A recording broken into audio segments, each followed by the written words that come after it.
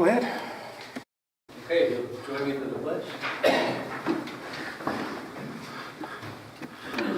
Pledge allegiance to the flag of the United States of America and to the republic for which it stands, one nation, under God, indivisible, with liberty and justice for all.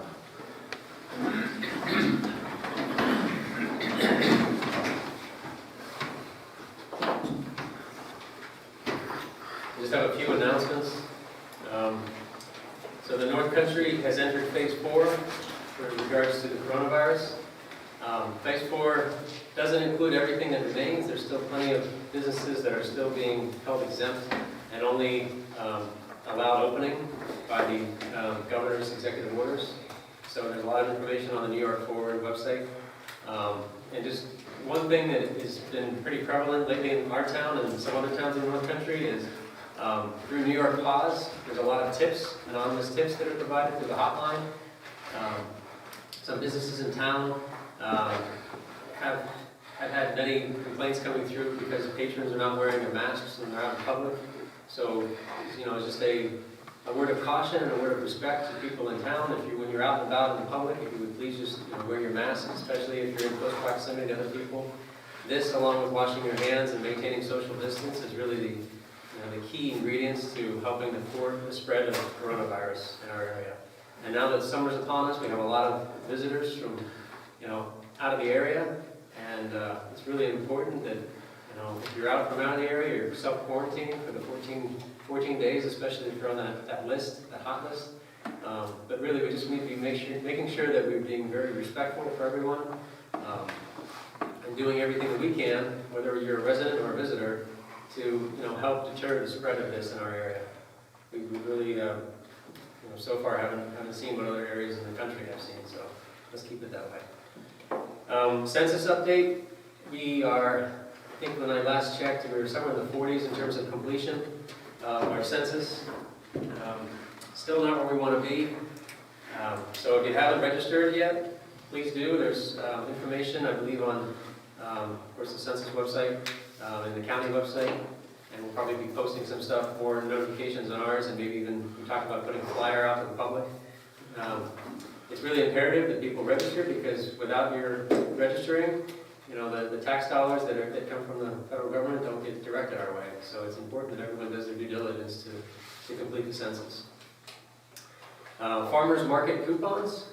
So every year, the Office for the Aging provides farmers market coupons to those eligible, those being our residents who are 60 years or above, and fit within the guidelines specified for eligibility.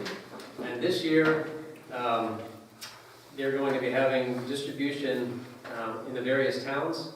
Ticonderoga is slated for July 23rd from 10 a.m. to 1 p.m.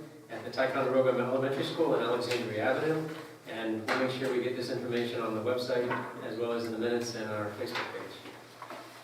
And then the last item, there is a free tire collection being held on July the 11th at the Mariah transfer station.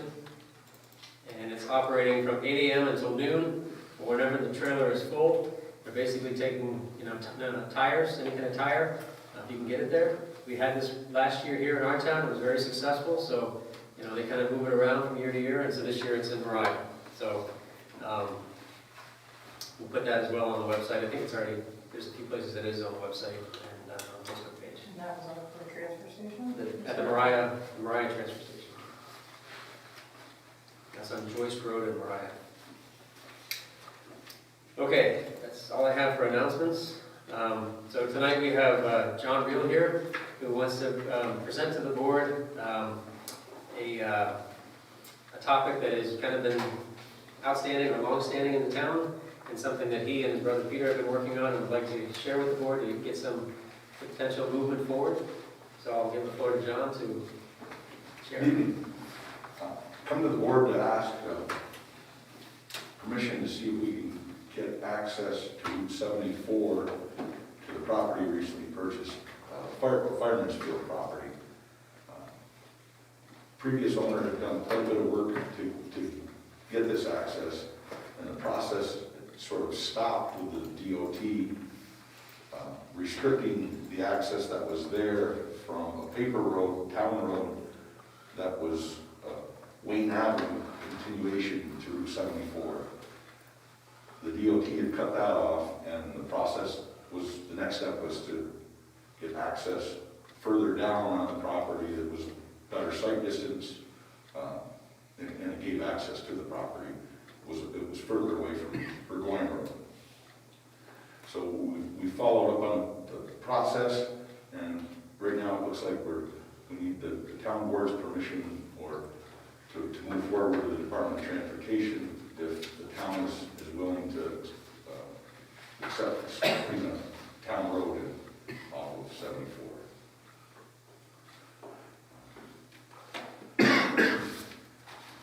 I've got some locations, but I don't know if there's any questions that we need to go through, or I passed out your map to them, so they have a general idea, where the continuation of Wayne Avenue would be and what you're proposing. So I don't know if you guys have anything specifically, but, I mean, this is kind of a process, Yeah, right, to move forward. It's not like a slam dunk, so there's, right now, we've been working with the Department of Transportation Real Estate Division to see what access is there. They did file the closing of Wayne Avenue onto 73, but the next process was to, the previous owner was trying to work with the town, but did not get final approval to turn the property over to. So that's where we're trying to pick up where that was left off before. Once that road's done, John, will that be open to the public all the time, or will you close it off until you develop it or something? It would be, we would do it a short road. We don't have any plans for the property yet. Yeah. So we don't want to build the road too long and have it a future. But I mean, would anybody be able to go in there? Yes, but right now we want to just make it 50 feet long just to get off of the DOT right away. And that could be a dedicated town road. So we would have to build something to your specifications. People going in there doing drugs and stuff, you know, I mean, if it was. If there's a way that we can limit it to foot traffic or whatever, until it's developed, we're open to that. We're just trying to get the property shovel ready, I guess. So, John, so right now, the intention is come in 50 feet of a dead end, put some kind of a circle around and turn and come out. But would it eventually be a through traffic road all the way back to Wayne Avenue, or would it always be dead end in the property? We can do whatever the town requests. Before, I know it was issues because one end's commercial, one end's more residential, and the neighborhood did not necessarily want through traffic through there. And it's yet to be determined, but I like to see through traffic, but maybe not in a direct route, but some sort of access to the neighborhood as well. And we wouldn't be committing to that tonight, we would just be committing to continuing researching if, through the DOT process, to see if it's feasible. Yeah, I haven't gone to the step of contacting DOT or the AG's office, you know, pick it up where it left off. So if you want, I didn't do any of that because I didn't want the town approval. They said we still may have to do traffic studies and other I think hurdles to get through the process, but they want the town's acknowledgement that it's acceptable for the town, so they can proceed on there. And there's no cost to the town at this point. just my time in investigating that part. I forget if you guys had sent me both the contacts from the AG and the DOT, or just, have you just talked to DOT so far? Just DOT. Yeah, okay. So I can. There was a contact in there from the AG, but Yeah, so I can start that process and just kind of see where we are and see what they're gonna require. And if there's additional cost, I think when the prior owner, there'd been a bond or something in They place. just put a deposit with time, you know, that was a long time ago, but yeah, it's part of the cost of dedication. I would give you a proposal of what I think my time is gonna be, and then they can deposit that with the town clerk to get a standard form. Yeah, So you'd be okay with that? sure. it's not gonna be crazy amount of money. We want to continue with the process that was started before and try to develop the property as best for the community. Well, most of the legwork's been done anyway. I mean, Yes. right, I mean, we just need to update it. Picking up where you left off, and then you guys are trying to figure out what you want to do with it, I guess, in the long term, Correct. right? That's kind of a, And all of that would go through normal approval process. Planning board. I would draft up resolutions and seeker and all that stuff, yeah. Do we just need to do a voice vote or a show of hands or? You can just tell me to investigate it, come back with a yeah. plan. So Ben, if you would just go ahead and investigate that with DOT and, I'm okay with it. yeah. Me too. That's good enough for me. Me, I'll come back with, So you'll research and Yeah. then we'll have a yeah, I'll process. keep you an to follow. email after I talk about it. Very good. Yeah. Thank you. Thanks, John. Yeah. Trying to see if I can find my old files on that here. Your name's on a few. Yeah, there's a big It goes process. back quite a few years. And Like, there were different renditions Oh, yeah. of plans that were developed. They changed over time, but Right. the driveway or Pretty town road consistent. was consistent. Yeah. Thank you. Yeah, Right. good deal. Okay, at this time, we'll open it up to the public, for any public comment, or we can log on for the next meeting. If anyone has any, Can anybody come through the meeting app to, I'm trying to load it up right now, but I forgot that or our not be sounded like? Wi-Fi is a little limited down here. We can always come back to that at the end for the next public comment portion, right? There's another one at the end, so we could pull them in if they have. Well, yeah, right. We gotta do the public hearing. Oh, sorry. That's the part that I thought, Yeah. yeah.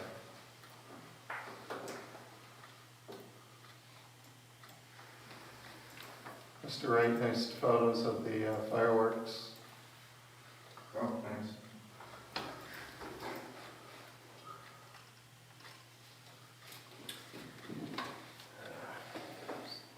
Technical difficulty here. Is anyone else able to connect? Did anyone else try? I will. I sent the invite to the board. I don't I'm know. so open for an hour, nothing happened. Oh, no, me right now. Um, That's what I'm asking. I, It's just not, it's just yeah, I didn't bring my laptop. I saw that you sent it, but I That's knew it was okay. gonna What be did you here. send? You can do it on your phone. I sent a go-to meeting, because we're open, but we're limited, in terms of capacity, some people, it looks like it's an internet issue.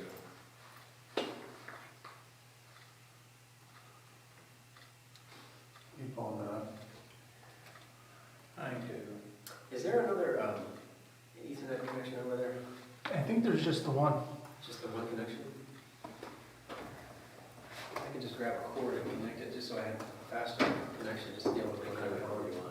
No, I have an Ethernet cord upstairs, we'll just, there's no other. I have an Ethernet cord here, you need that? Yeah, is there, I know, I got a cord upstairs, is there an outlet? That's my question for Just backtrack to where I'm plugged in. Oh, over here? Yeah, so just backtrack that and then that'll get you to the, Yeah, but that only goes over.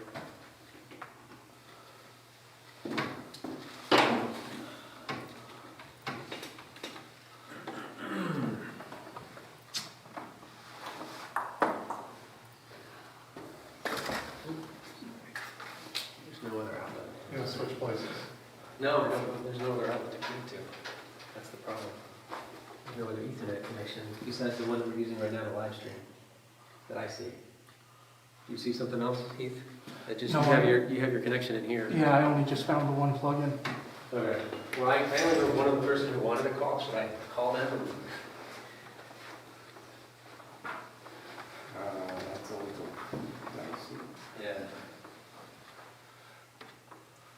Can't get it to go, now let me see if I can. I can't get the Wi-Fi there. Oh, actually, no, here. Go to meeting right now. okay. Yeah, it just did. Just takes a while sometimes. It did. Okay, there's a few people on.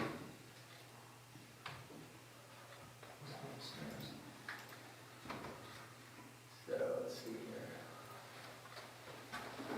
Looks like we've got our area, we've got Jeff and Birch, and we have a caller. I take it everyone can hear me?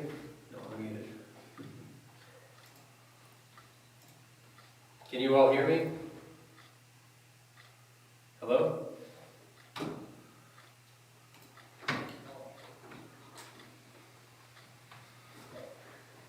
So we have someone on the phone. Who's on the phone?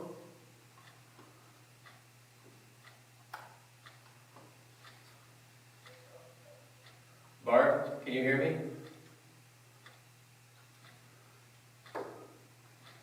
You might not turn your speaker, click on your speaker. I got it all the way up.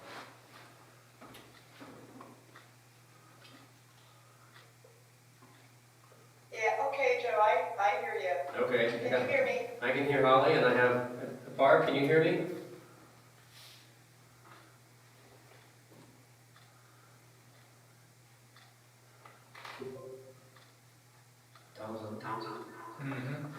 I got it on. I'm not gonna stay on though, I just wanna see if it would be, you can just mute it. And then we have another caller. Actually, you want to mute it? And, that's what's gonna be a problem, I'm gonna just get out. Yeah, back to you. Okay, so we will open the public meeting, and we'll just kind of work through, hopefully each individual that's on the line right now, if they want to chime in. So tonight, our public hearing is regarding the matter of increase and improvement of facilities for sewer district number 2 through 11 in the town of Ticonderoga. This is to do the work that has been proposed as one of the phases for our wastewater treatment plant. This work is the final component for the upgrades for our wastewater treatment plant in sewer and stormwater separation. And this phase includes particular public hearing here is to increase the amount of funds available through bond to do the stormwater separation on the portage from Cannonball Path up and through Alexandria. And many of you are probably aware that the town was awarded $5 million in grant last December as part of. I'm sorry to interrupt, but there's an echo, you can't understand you, I can't understand you on the go-to meeting. Okay. If I mute myself, you're not going to.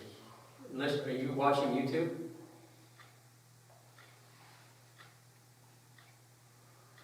Joe, if you're asking me, yeah, but, yeah, I can mute the YouTube. Yeah, probably you just need to have one component on, because if you have both, then it will be an echo.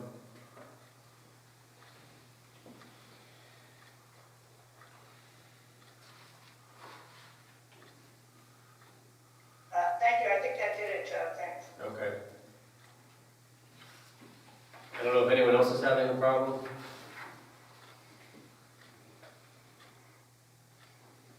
Okay. Let's see where I left off. Yeah, so the town had received $5 million through a WQIP grant to do this work. And so the additional money that would be required is just a continuation of the loan amount. And so this is really, this public hearing is really to move forward with that. The benefit to the town is significant. Being able to separate the stormwater from wastewater is imperative in the town. The increasing regs from the Department of Environmental Conservation with regards to the number of combined sewer overflow events into the Lachute. This would significantly mitigate those events. And along with this project, we'll also be updating the utility lines, not only for the stormwater and sewer, but also for the water. So it's kind of one of those projects that has, at least since I've been here, has been kind of the hope to be able to do a full reconstruction of a road and replace all the main utility lines so that you're dealing with new infrastructure. So that's a significant plus. So with that, I will open it up for public comment. This is going to be a little tricky with the folks on the phone, so I see 4 of you listed. I'll just call you out by name and then let you go ahead and, if you have a question. But before I do that, I'll turn it over to our physical audience here and let them, I don't know, Mark, do you have any questions? No questions. Tim, do you have any questions? Okay, so we'll start with Barb. Barb, if you have a question? Hi, Joey. Can you hear me? I can hear you, and the board can hear you. Hello? Yes, Oh, great, thank you. sure. My question is, honestly, about holding the public hearing at this time, in the first place, in the middle of the pandemic. I just heard about the public meeting today. I didn't see the notice. I do know they put a notice in the paper on the, I believe it was the 22nd of June. So, you Yes. know, everything as far as that is appropriate. But the town notification by email and by telephone call didn't happen until after hours today. So that's kind of short notice for people that didn't read the paper. I prefer to obviously be there in person, but I don't think it's a safe thing for me to do right now. I'm self-isolating. I'm 64 years old. I have an immune disorder. I know you're doing the best you can by doing this go-to meeting. So is there any way that you ask time to postpone this meeting so more people could be notified and could attend? Sure, we could offer an extension. And the bond resolution is needing to be passed here soon, so we probably have to set up a separate special meeting for this in like maybe a week or sometime in order to do that, I guess. Yeah, and the purpose of the extension on the bond resolution is to cover the extension of the grant funds that we got to cover the entire portion of it. So that's what you're doing. You're lining up the budget numbers.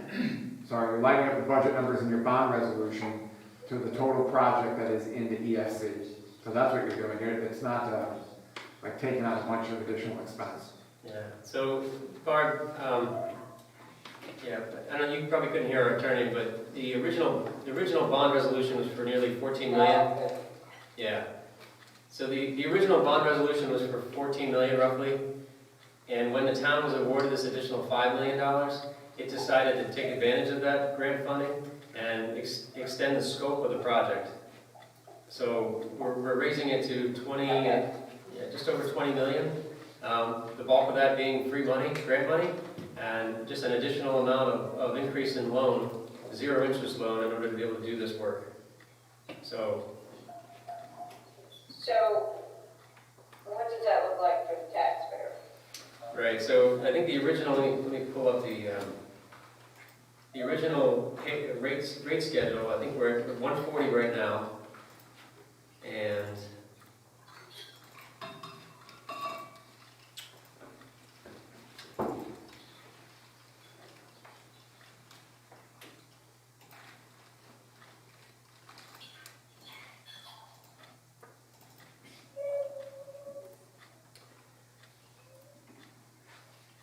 so we're at 140 currently, and the anticipated rate increase to sewer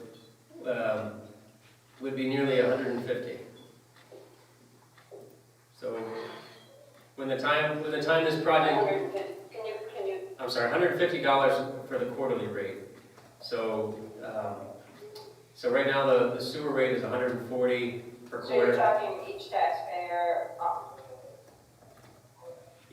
Not each taxpayer, it's each person who, per EDU, for every, go ahead. right, so you're talking about $600 a year per taxpayer, is that what you're telling me? Right, it'd be $600 when this thing is fully finished in a few years and we go to long-term financing. Just for this project, I mean, there's, yeah, It's a $40 increase. right, a $40 increase annually. And that is like a forever amount, that's not something that's like limited in time or for a certain number of years or? Well, so this is really no different than anything else that you might budget at your home. You know, when you pay off a loan and you retire that debt. Right. So the rate that we attribute to a sewer rate is built in with O&M, operations and maintenance. So those are recurring costs every year, just to do the basic operations and maintenance of the facility. Right. And then the other component is debt service. And so for the sewer plant Right. and program, in in, I think, 2022 and 2023, there'll be some debt that will be retiring, so that'll go to reduce the overall rate for the ratepayer. Do you know how much that reduction will be? I think the debt is somewhere like around $70,000, but I don't have a calculation as to what that would be. Okay, so there won't be much then, Well, reduction. well, 70,000 annually is, let me pull up the budget. Yeah. So, Joe, yeah, I think you should extend, I know you're on the timeline. I don't think that a lot of people knew about this meeting. I think this is, like, just for me, if I take myself personally, I'm on a retired income. So, you know, my budget is set for my family, my home, and I'm looking at $600 per year compared to what I'm already paying for my sewer. So that's a sizable increase in fee. So, just personally, my opinion is that you should postpone this meeting and reschedule it so that people have time to look at the data. Because that to me seems like quite an extraordinary hike. And I was not aware of this meeting. Maybe it was my neglect, maybe, you know, not reading the Times of Thai. I didn't see anything on the Thai page, Town of Thai, although I'm sure there probably was and I missed it. But if there's any possibility of scheduling this. Okay, sorry. Sorry. I think Yes. she thinks the increase is 600, not Yeah, I do 40, too. not Not 40. 40. Yes. So, Yeah, okay, I got muted by somebody. All right, and Mark, the reason you didn't see it was. hey, Holly? Right. Yeah, okay. So, Barb, the increase to you in time would be, not you, but any ratepayer would be currently what you're paying, which is, you know, $140 a quarter, right? So $560 annually to $600 annually, or $150 per quarter, based on today's projections. So I'm looking at it in the wrong fashion, you're saying. I'm looking at the debt service plus So the part that you're increasing, and I'm misinterpreting that? yeah, I mean, the debt service right now is $200,000. Right? So, I'm looking at, see, so when you start talking $200,000, $700,000, I $1 know. million, $5 million, my mind doesn't wrap around. I- It's really not like $10 You know, I'm a more. dummy. that's what I mean. So I'm looking at my tax bill. Yes, How does the everyday taxpayer, how does my tax bill become effective Look, by I this? get it, I get it. $40 a year. So I think the thing to consider, first and foremost, is, you know, every year, there's increases in everything, right? So just the operations and maintenance, just the operations to be able to do the work we want to do, the inflation rate for what we pay our employees and what the consultant, contracting agencies require to do, you know, just regular operations and maintenance costs. They all have those escalation factors, and we try to be mindful about the rate increase from that perspective. But the fact that we have an opportunity here to have $5 million to really fix a long stretch of roadway for not only for sewer and for stormwater, but also for water, and to completely rebuild, you know, recreate the road, which adds a huge economic impact to the town. All of that to be done amounts to an increase of $10 per quarter or $40 annually from what you're paying now. And that's not like next year, that's like, See, you know, now that makes sense to me, Joe. That's Okay. what I was asking for. That's exactly what I was asking for. Okay, so you're saying it's $10 a quarter, possibly up to $40 a quarter. You're talking $600 overall on that bill. So yeah. am I understanding you correctly now? You're talking about $10 a quarter to $40 a quarter, and that would be the increase for this substantial improvement that you're talking about, am I? Right. $40 a quarter. What's Did I get that? that right? She said $40. No, it's not, can you repeat that, Barb, one more time? I'm sorry, I'm just trying to say more. What I'm looking for is exactly what you were just saying, but not clear on how much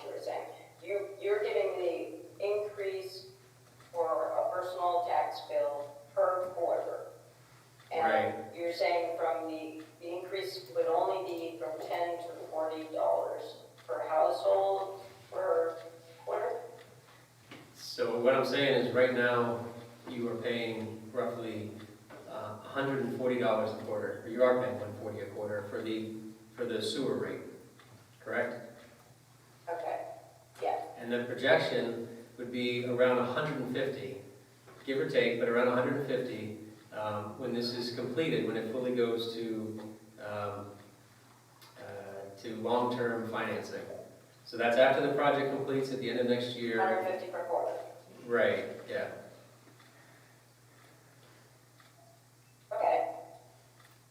Thanks. Okay. That was, what was it, I was trying to get to. Yeah, But the math was confusing me. I understand, and So yeah, I appreciate that. okay. So I'm done. I'm good. Okay. All right, yeah, someone who called in, I know there's a few other people who are on the computer, but there's a caller, there's second on the queue. Is there someone who called in on a phone?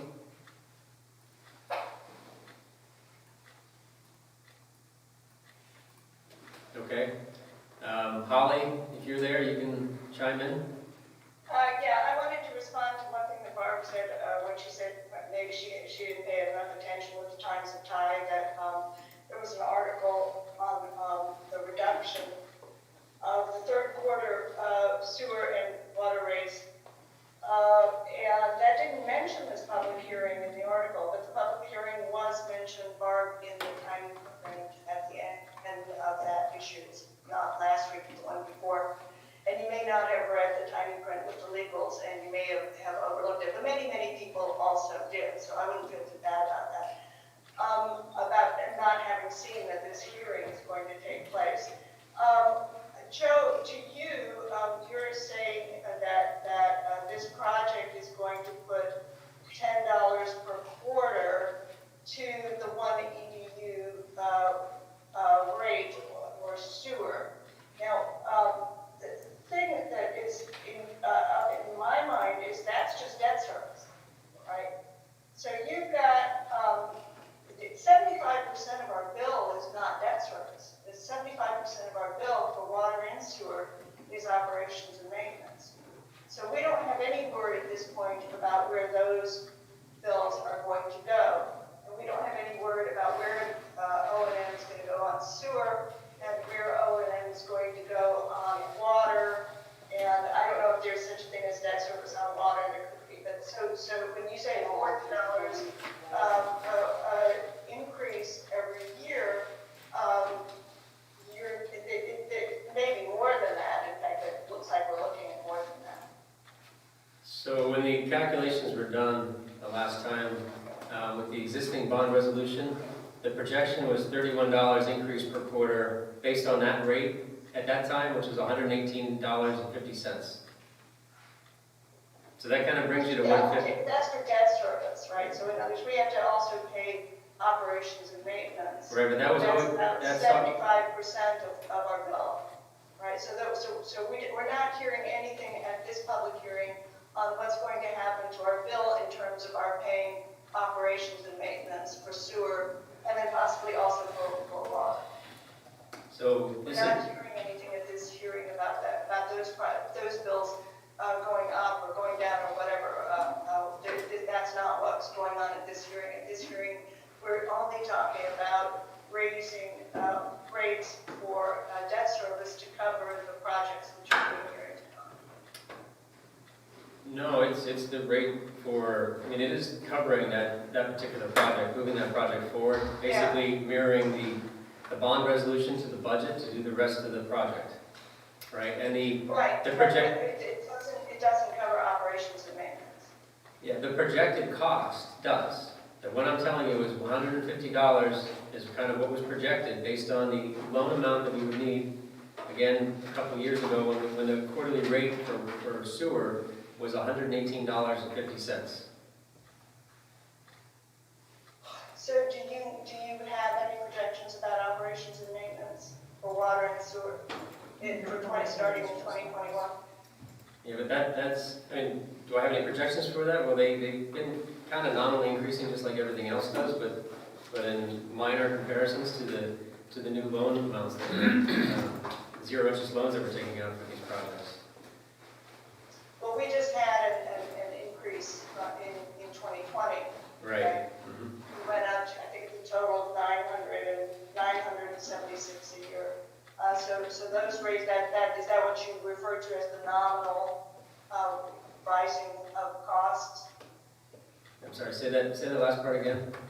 Is that what you said something about costs rise nominally every year? Every year we can expect costs to go up.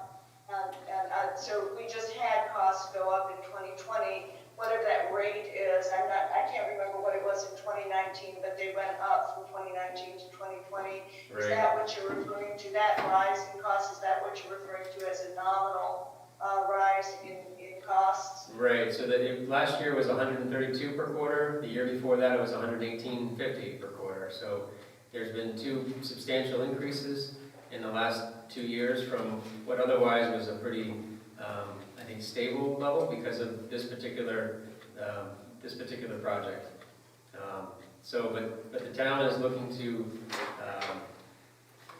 as far as O&M goes, I mean, that like I said, that increases just with small amounts with regards to inflationary costs. But the debt is really the key here that we're taking on as we do a substantial improvement.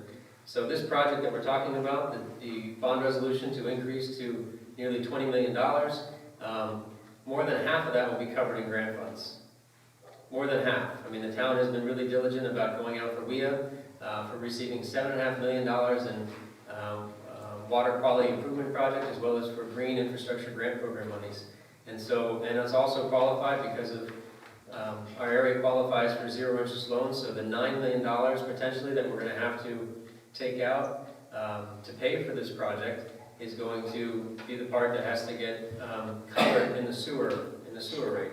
But with that comes potentially reductions in O&M because now you have new infrastructure that you're not having to maintain the same way that you had to do in the past with regards to antiquated and just old systems. So when it comes to cost projections into the future, as you and I talked about before, it's a little challenging because you're not just dealing with one factor, you're not just dealing with debt increasing in the next couple of years, you're also dealing with maybe potentially reductions in the operations of our plant due to upgrades, which is kind of the point of why you do the upgrades, plus reductions in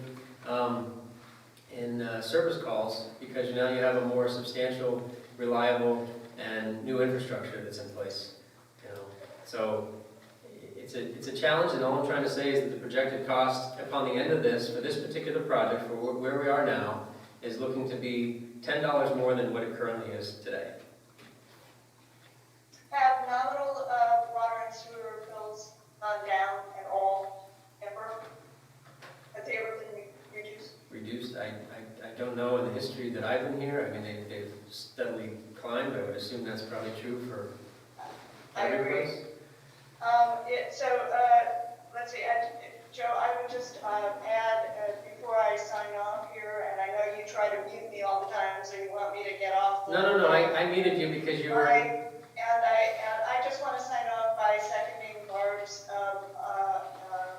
comment that this meeting needed to be done when the public could safely attend, including people who have, immune problems or are over 65 or whatever they are, away from coming to an actual public hearing.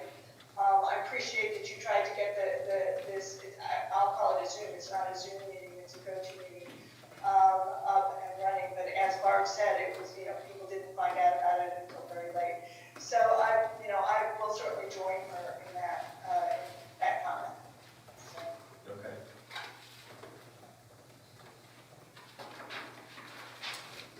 Jeff and Ellen Birch, are you there?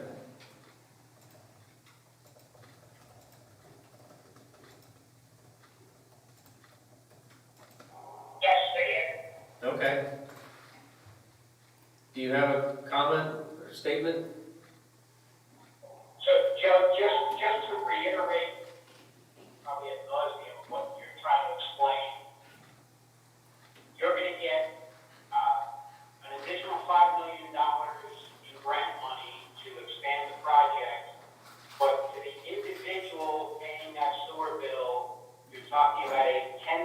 per quarter, $40 per year increase approximately to the individual payer.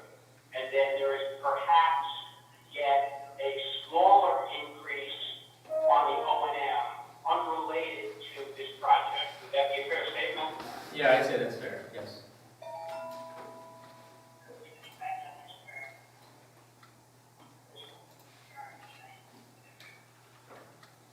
Are you there? So, yeah, okay, I just want to make sure that we were entirely clear, so that when I go back to the Black Monroe Civic Association, I can explain it to them, because I know I'll have a bunch of questions coming out of this. Sure. All right, we're good, thank you. Okay.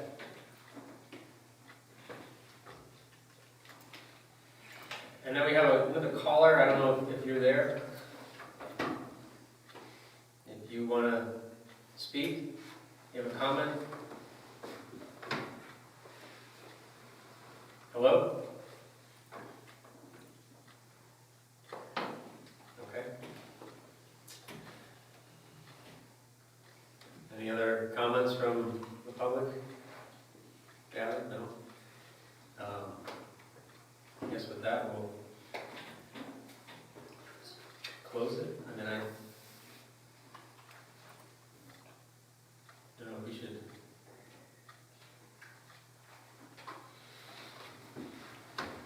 I don't see any reason to leave it open. I mean, we've had, I think what's being missed here is that we've had, over the past 18 months or longer, several public hearings regarding the Portage project, that people may or may not have attended, where we've discussed a lot of this financing, where it was coming from, what it was going to cost.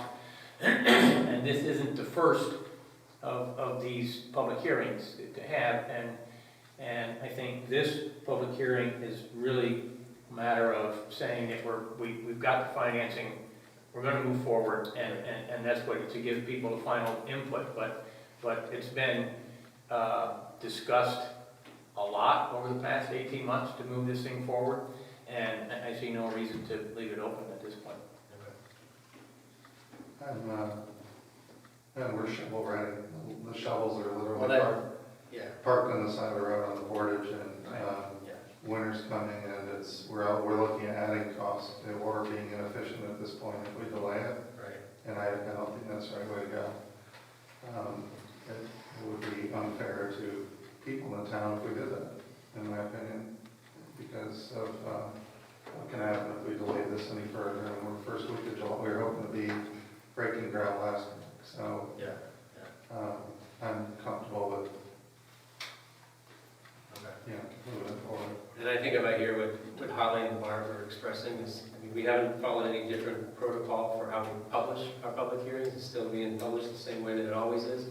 Granted, we're in a different time and place with COVID, and this is something that we hadn't really been able to work for us before. No, I know. No. So, moving forward, all we can really do is, to their comments, is really just try to do the best we can to provide more information of what's going on, what the town is doing, and what those costs, what they go towards. We can give updates. I mean, Tom's working on infrastructure with, this continues, being able to broadcast the meetings, and as we social distance and things, have people come in and like ourselves and spread out. And we need to move this project forward and get the work done that we want to do before the winter hits. Absolutely. Okay. All right, so then we'll go ahead and close the public hearing. Thank you all for participating.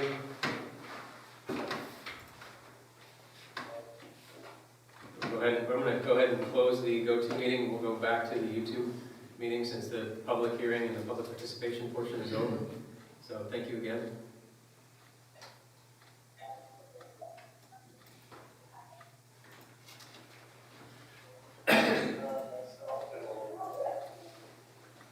Okay. Then Tanya, did you want to pass those resolutions at this time? Okay. The first resolution is to pass a resolution for the public interest order for this, what you just had your public hearing on, the proposed joint increase in improvements in facilities to districts 2 through 11 in Ticonderoga. First resolution to pass for it. Is that a roll call, or is it? I will, Oh, we'll I'm first sorry. and second. I'll move it. Second. Roll call vote. Mark Russell, Aye. Tom Cunningham, Aye. Joyce Cooper, Dave Woods, Aye. Joe Giordano. Aye. Okay, and then the next resolution is actually for the bond resolution itself, which increases the cost. It's just protocol to do the public interest order first, and then you actually pass the resolution of your actual increase. So you need a first and second for that. I'll move it. Second? You said no roll? Roll call vote, Mark Russell, Aye. Tom Cunningham, Aye. Joyce Cooper, Dave Woods, Aye. Joe Giordano. Yes. Okay. Okay, thank you. All right, so we'll move on to committee reports. And Greg is here to join us today. I think Tanya gave you each a copy of his report, so he's going to give us just kind of an update. And he's got 2 resolutions, one for the lead service line replacement and one for the pump station evaluation projects, small projects. So I'll give the floor to Greg and he can update us on.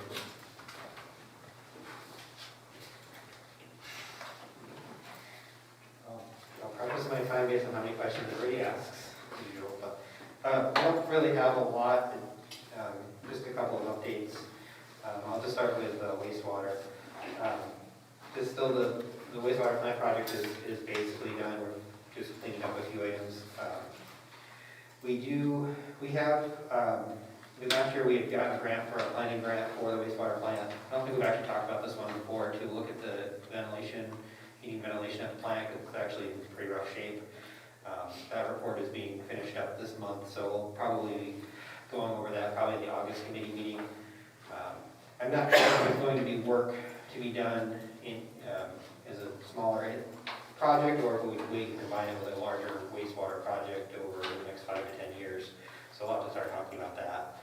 The one part of it will be that report's an EFC report, so it will be a good basis for any funding that we go after in the future, as we have actually finished up most things that are on the current funding packages. So whatever we plan to do in the future, at least it's a good starting point to do some of that as we move forward.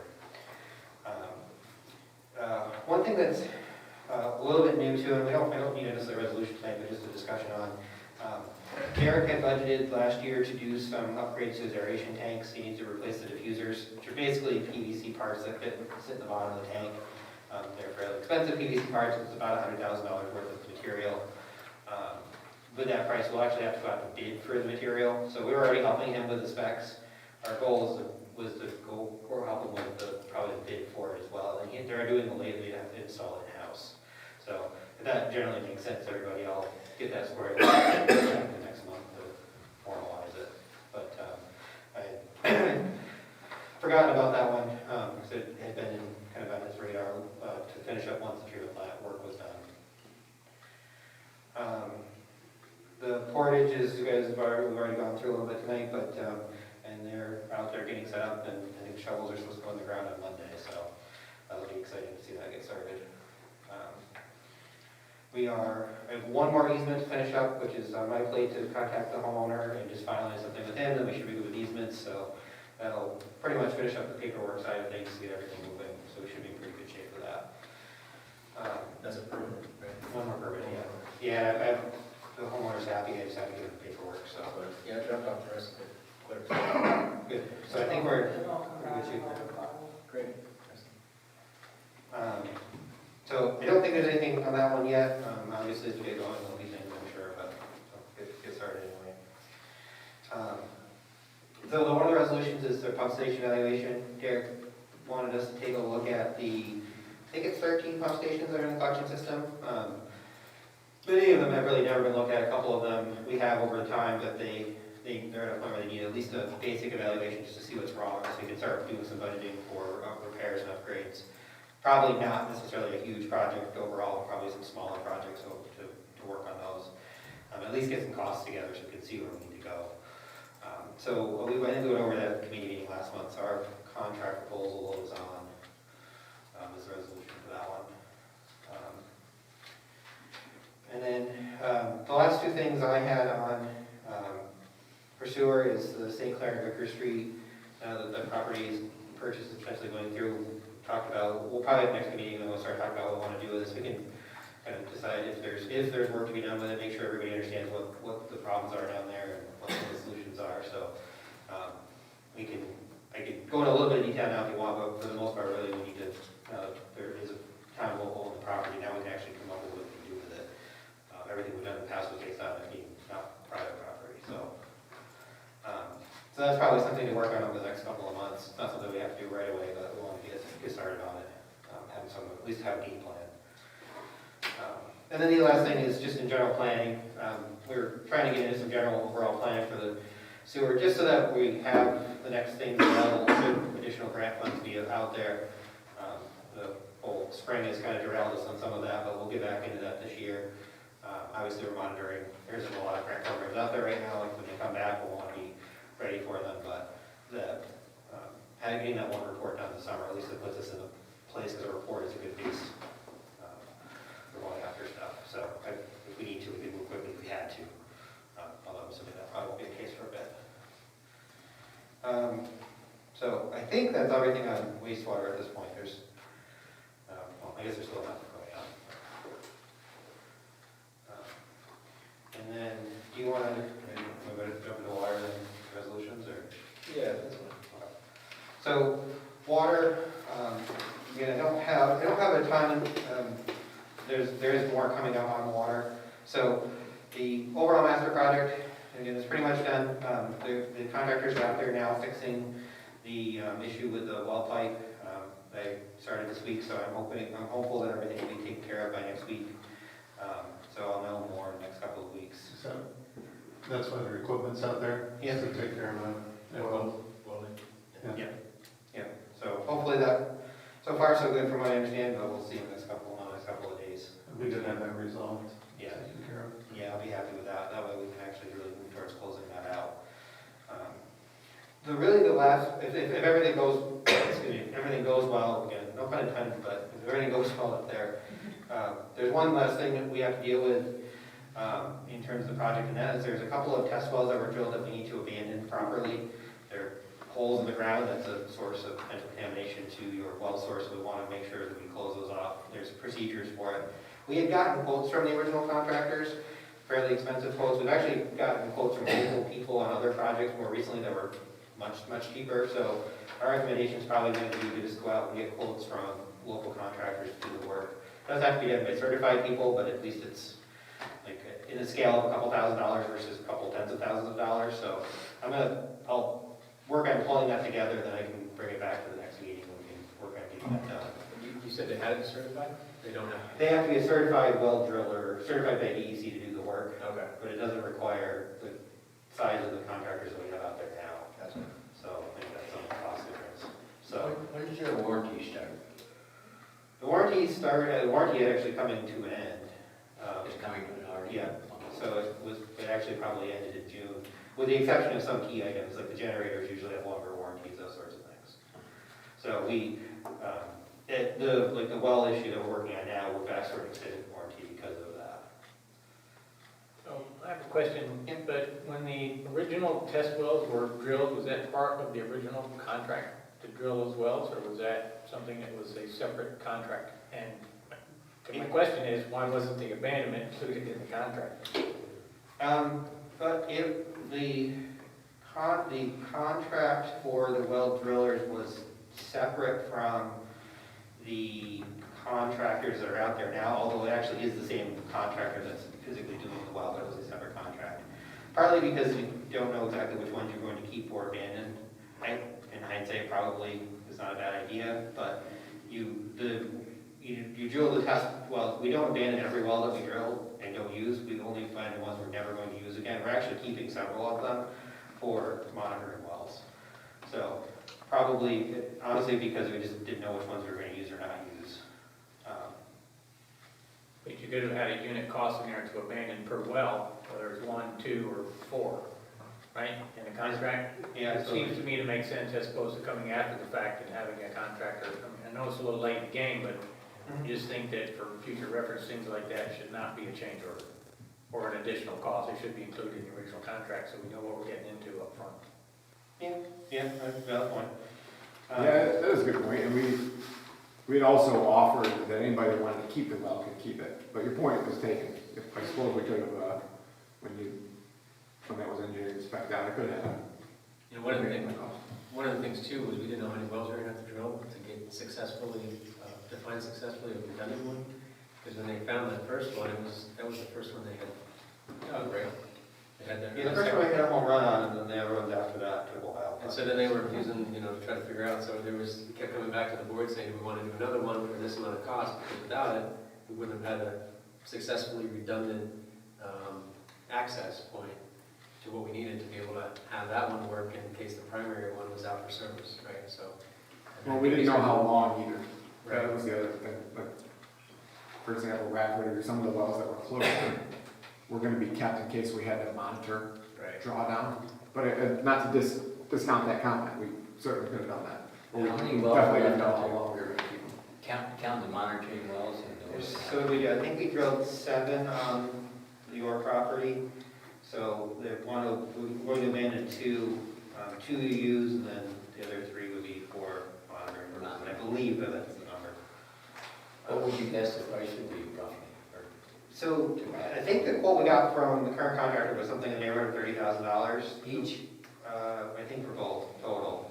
The quote we got on a recent project nearby was $1,000. So these might be a little bit more because they're a little bit bigger, but They smell them? basically, yeah.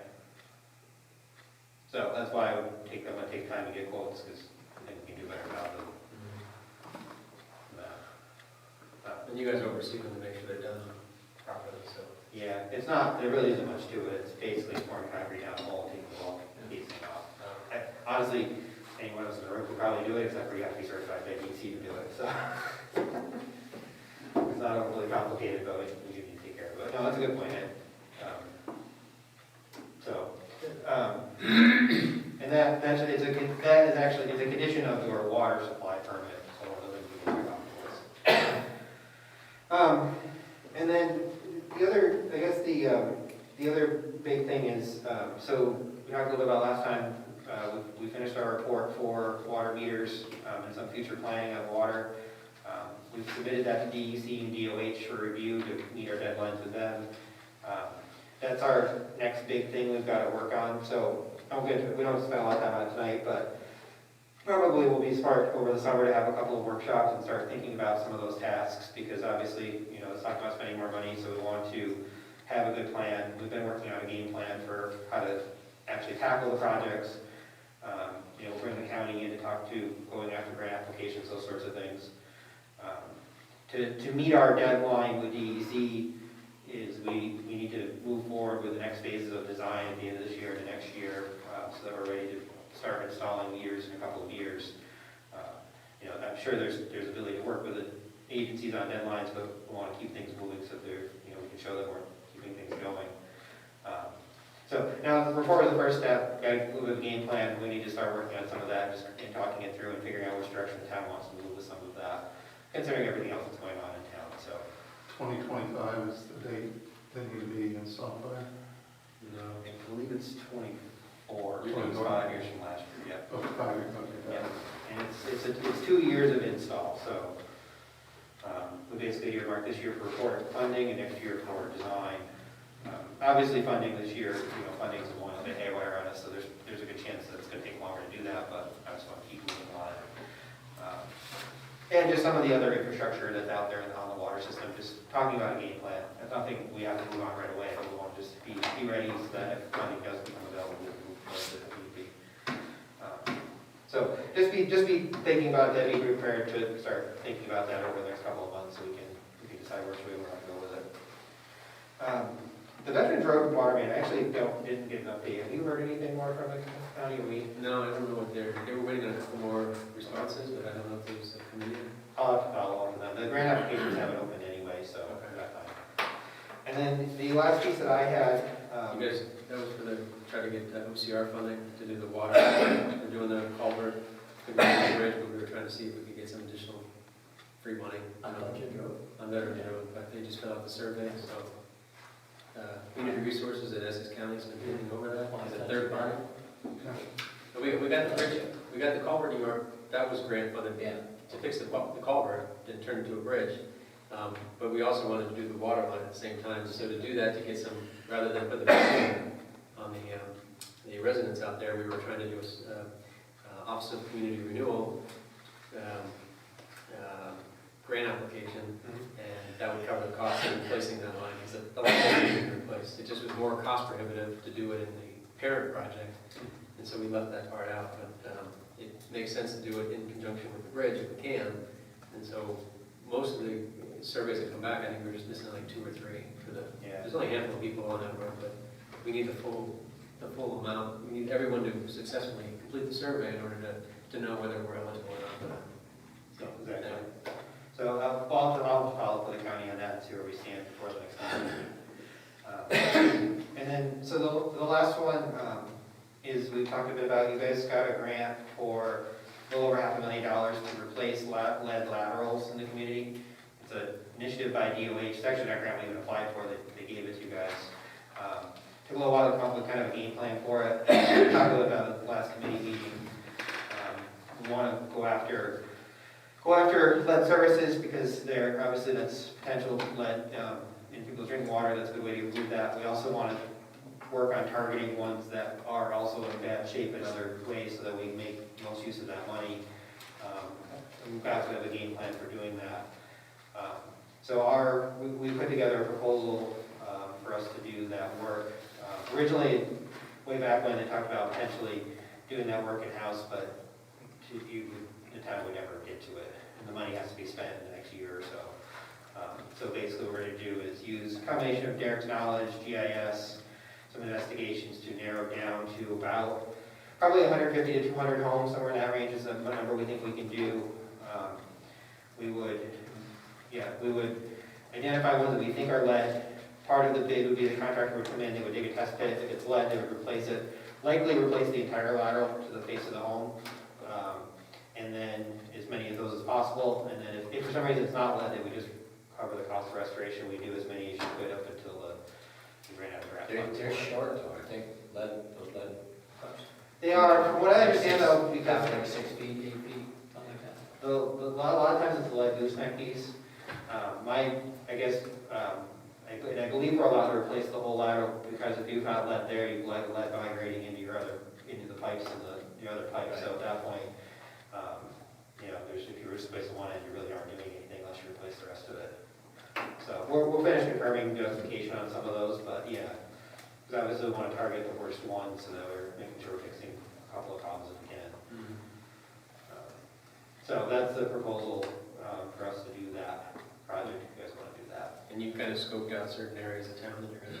Yeah, we will, we'll narrow it down. We want to, also consider what roads we're tearing up, because obviously we're going to dig a hole, so we don't want to just go pot shot around town. We want to make sure we come with a game plan, so, there's not really a lot of design work to it. The design work is really just coming up with which ones we want to target and then just managing it in construction.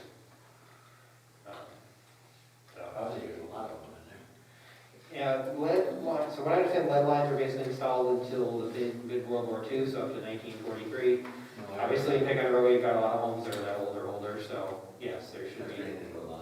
Okay. Well, so we'll have a conversation and know which areas, because obviously, one of my assumptions would be if you've got a couple of streets that have several of them, probably all of them do, or at least anything that's that old, homes that are that old would. So that would be the goal, is to try to do certain areas.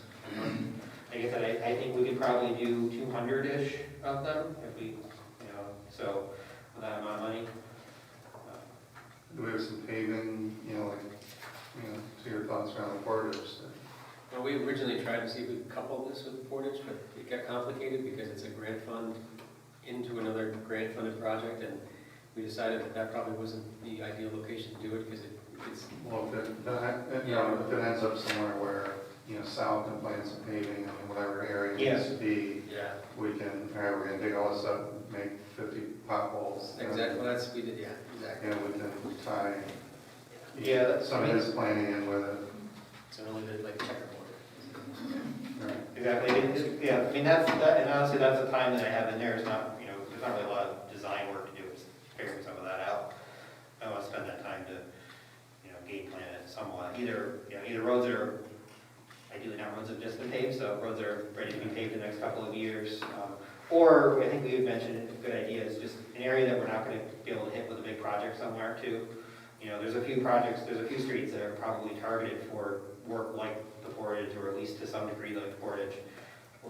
Why we'll bother with those, let's go to ones we won't be able to get to. So, yeah, so that's, what I'd like to do is come up with our kind of general game plan and sit down with everybody here and make sure we've got as good a game plan as we can with it anyway. It is kind of an odd grant, I mean, it's not something that's as straightforward as even the Portage is, but we can get some benefit out of it, it seems worth doing. So, I Do you think, want a resolution for that?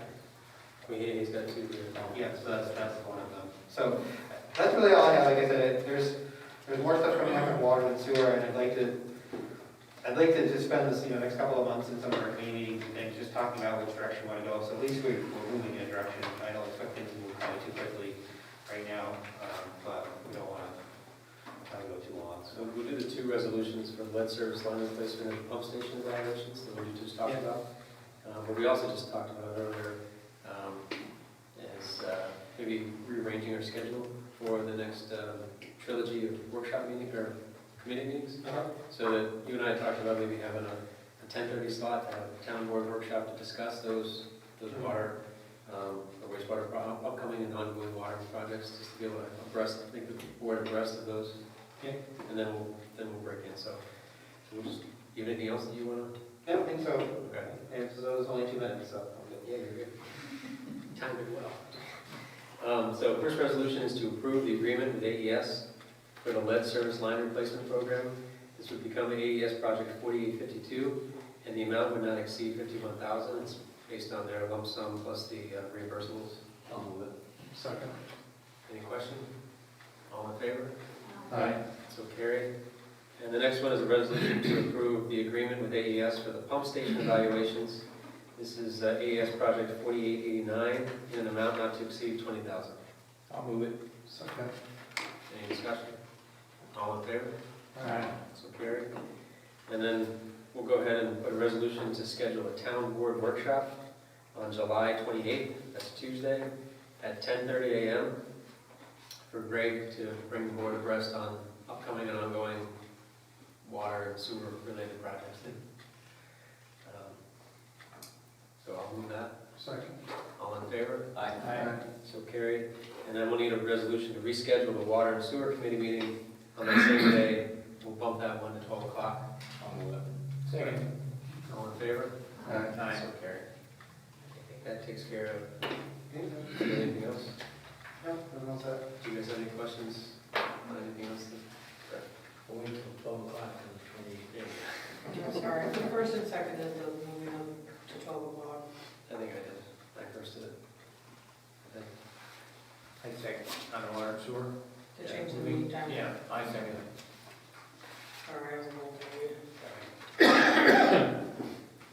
Yeah. Thanks, Greg. Yeah, Thanks, thank Greg. you. Good to see you. Have a good night. Thanks. You too. Be careful going home. What's that? I said, at least it's still away from what's going on. So he got a BOGO tonight. He was at Crown Point at 6 o'clock and he came here for the kill two birds and stuff. Okay. Have a good night. Yeah, you too. Thanks. The airport committee met in, was it Tuesday, July 7th? No, Wednesday, sorry, July 8th, yesterday. And we haven't met, of course, a lot of committees haven't met in a while. So we were kind of evaluating our fuel costs, decided to reduce it a little bit. A lot of the other airports in the area have probably purchased fuel recently, and with the downturn with the cost of oil, those prices were much more competitive in price than ours were, so we want to try to increase our gallons, so we reduced our price to $4.59 moving forward. We've had some additional conversation with regard to our nighttime landing approach. We removed the trees, we just need to get the paperwork submitted to the FAA so we can get that lifted. We're planning on having some discussions in the coming weeks regarding just updates on our airport upgrades.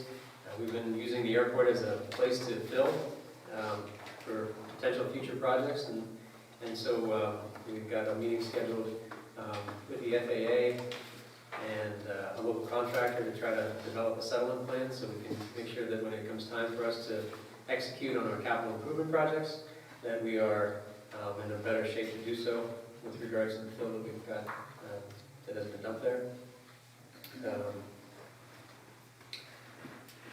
And then I've got a couple resolutions in here for some contracts for professional services. So the town is, one of the projects that the town had done back in 2013, 14, 15 was the installation of a fuel farm. And the interfacing system that pilots use in order to purchase is a modem-based system. And they are phasing that system out. So we're looking to replace it with the next model, which is going to be a cellular-based system, where everything is based in the cloud. So we've got a couple of different, I guess, quotes from the same professional service provider, because it's very limited, it's very specialized work that's being done, and there's only really one that we're aware of in our area. But we just kind of did a cost comparison between our current system and another system, and we decided we would stay with our current system, the QT Pod brand. So for that one, I have a resolution to approve. It's actually the second one on the list. Resolution to approve a contract with Environmental and Fueling Systems for professional services to remove the QT Pod M3000 and install QT Pod M4000 at the airport in the amount of $18,333. And actually, that price may change just a bit. I think there might be one additional component that wasn't included. But if there is, we'll bring forward a resolution to adjust for that. And the monies for this are going to come from the general fund balance. And just to make the board aware, so we typically price our fuel per gallon, nominally about $1 more than what the cost is, which is kind of typical for the industry. And all the sales, when they come through the credit card transactions, they basically all go into a cash account, which is essentially the fund balance. So the money we're accumulating is just being put in the fund balance. Last year, there were some things we didn't end up using, so we didn't earmark it for this year, but essentially it's just coming right back around to be able to use for that. So I know we're taking it out of the fund balance, but it's really money that didn't really get spent last year, did not get earmarked, and our recurring revenues that we receive because of the fuel that we're selling. So. And with this comes a 1-year cellular service contract and also the particular software subscription. So I'll move that. Second. I have a question. Yeah. How much do we make selling fuel at the airport? I mean, I know you said $1 a gallon, but can you put that into an annual? Yes. I guess my question is how much to recover this money? What's the return on investment for this money? Right. So we keep track of the number of gallons sold. This past year, from June of 2019 to May of 2019, we sold 7,000 gallons. So roughly a net increase, net revenue of $7,000. And for profit of $7,000. I'm sorry, profit of $7,000. Yeah, thank you. So it's a 2.5-year payback Right. where you recover your money. Well, yes, except for the fact that because of the CARES Act, we are actually getting $20,000 in funding to be able to use towards operational costs in the airport. We're just eligible. So we're hoping that this would be one of those things, because it's not really an upgrade for purposes of upgrading, it's a replacement cost. So we'll see if it's eligible, but if it's not, then we have plenty of other things that we can certainly use it for. So timing-wise, it almost is kind of a wash with regards to, return on investment, having to wait for that couple of years for that investment. But it's definitely something that we've needed to do. We've kind of been holding out, just kind of waiting to see if there was going to be any other changes to that interface, and there hasn't been. So they really want to phase that one out and move to cloud-based systems. Any other questions? Mark, you seconded it, right? Yeah, I did. Okay. All in favor? Aye. Aye. So carried. And let's see, I don't know if there's any else on those.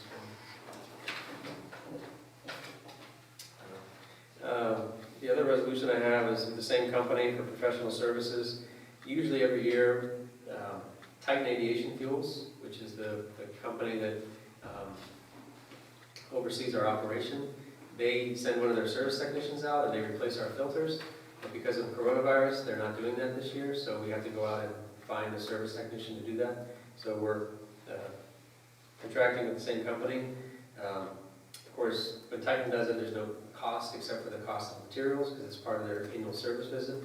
But in this case, there's a few, some mobilization costs plus the time spent doing the So I need a resolution to approve the contract with Environmental and Fueling Systems for professional services to remove and replace the existing fuel filters at the airport in an amount of $3,092.19.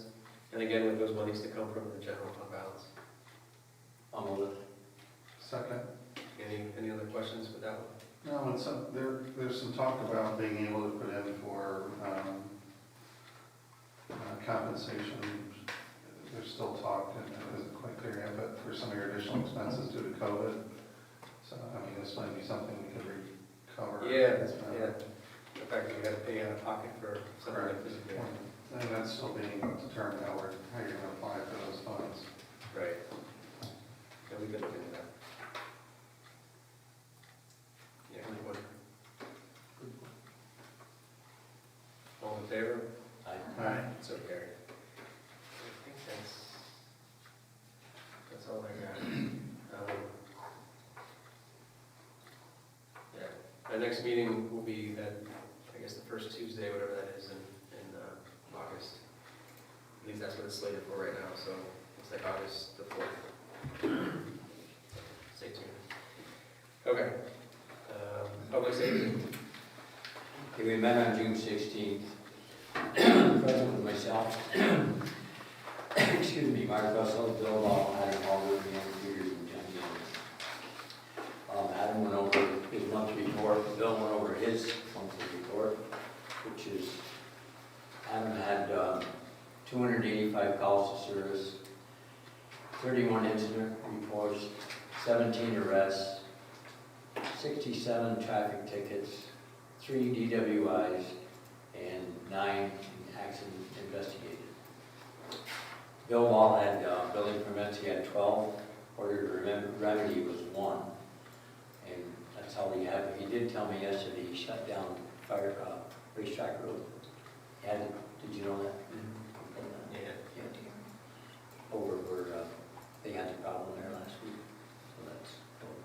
And Adam said that he had 4 four-wheelers on the 4th of July, and nobody was in the park. He had 4, he had his own, and then Sean had his. He said it went really well. So. And our next meeting is the 28th at 8 o'clock. Okay. Yep. Cool. Highway, we met after the public safety meeting at 8:45 or thereabouts. We talked about work being done at the highway shed, and Dave was going to put together, I think, a summary, right, of work completed and remaining work to be done. We talked about this brine maker that the Lake George Park Commission and other neighboring towns are all contributing towards to be able to have a brine maker available, so we don't have to purchase the brine already made. We can make it ourselves at a reduced rate. So the town has since gone ahead and made a contribution towards that effort. The rest of it's coming from grant funds. It's about a $100,000 device. With all the municipalities around the lake, it kind of defrays quickly from the overall cost by everyone contributing. We talked about spring cleanup, the need to do some catch basin cleanouts and go through and do our normal road sign checks and damaged culverts and so forth. And one of the discussions that came up is the consideration for replacing the street sweeper. So we'll have to, I don't have a formal offer for that, but probably the next highway meeting, we can kind of revisit that and talk about the, that purchase moving forward.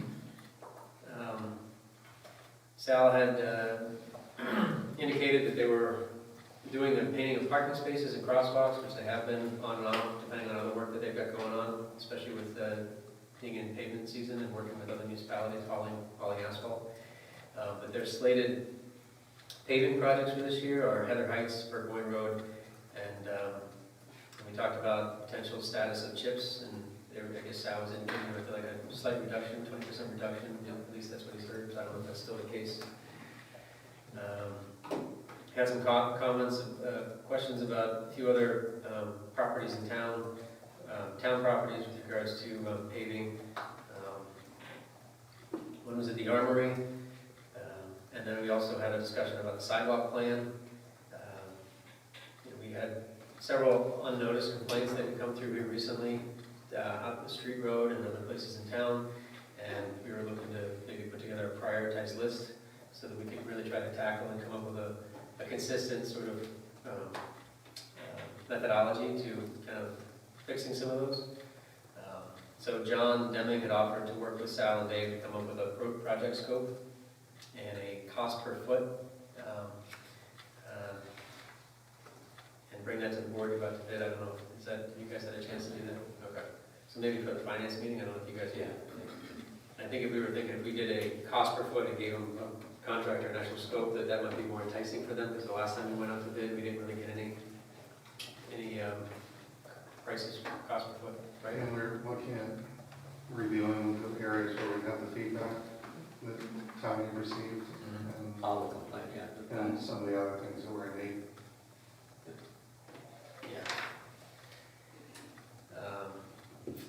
As far as sidewalks go, there's still a $100,000 outstanding grant that we're waiting from the New York State.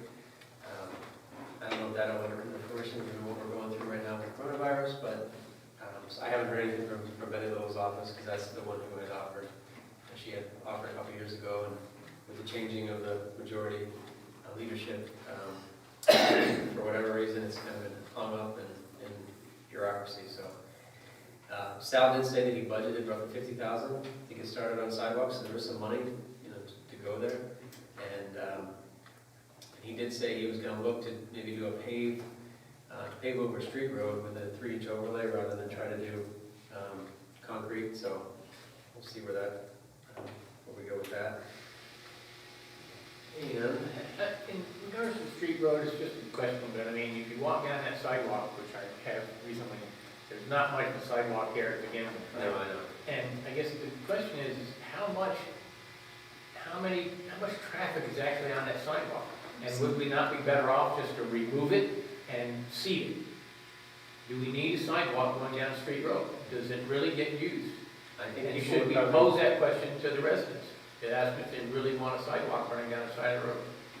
I know there are some I've that, seen a few people on it, with carriages, baby carriages. I've never seen it. I've never seen anybody walking on it. It's just, I don't know if we should go to the residents and ask them if they really want a sidewalk there, and would it be cheaper to tear it up and seed it? Two of the complaints we had were about that. I tend to agree with you on the priority list of where, because we also had some complaints about leading up to the high school for, students and teachers and things, so I think,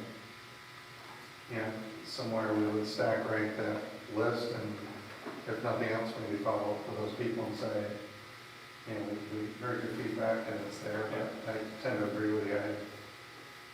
Because one of the references, I think, even way back to the Street Road School, we used to walk. And Street Road School hasn't been open since 1969, I think, so.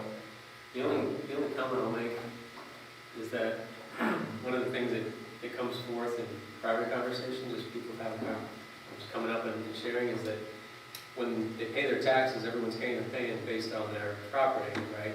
And a lot of times the funding kind of goes toward more populated areas.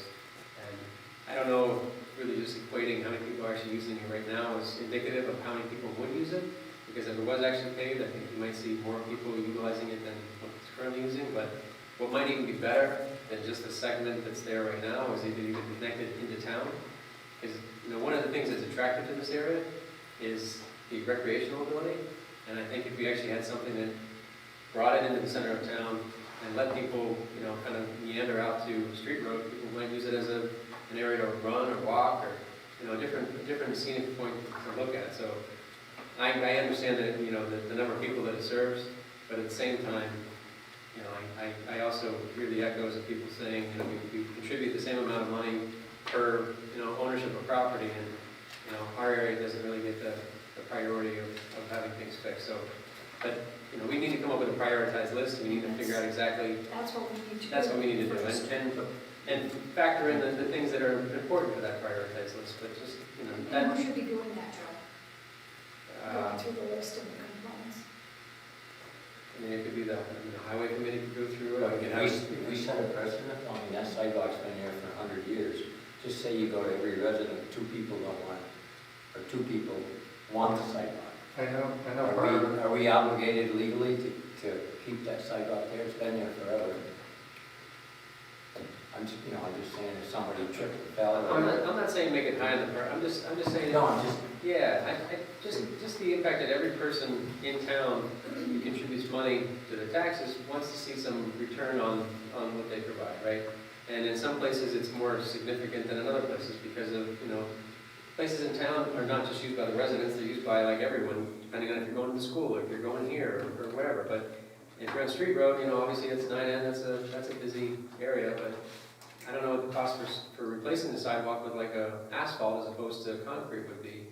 But I look at that and think, that might be a nice place to take a walk or go for a run if you're but it's parked in town. But on not the, that long. it's not, no, I know, that's why I'm just, but I think some groups should go through, we should prioritize it, figure out our criteria, prioritize the list, because it's a pretty hefty list, and then start whittling away at it, and, that's all. I think just showing some progress in that regard would be a good thing. I know part of it was by Mr. Drickwine's business out there. Yeah.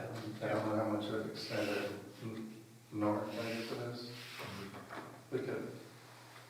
We'll bring it up, we talked about public safety, so we can circle back on that, like how they did on the list. Some of that was dated. Maybe make an ad hoc committee that just kind of looks at that, a couple board members and 1 or 2 other people, or a couple of people from the public too, just to, I want to do something about it. and I know we've been talking about it for a while, we just haven't made any progress, so we could do that. We're just noticing the number of people who've been walking since the virus hit. Yes, And especially on the street where we live, the Portage, Champlain, and Lake George Avenue, tremendous foot traffic. yeah. And I think we need to take a look at where you're getting the heavy issues first, that's my feeling. What's the status on, we discussed the armory paving and the paving by the police department, and I know Sal had sent us an initial drawing of, I've got it. I got all that. You put it all together.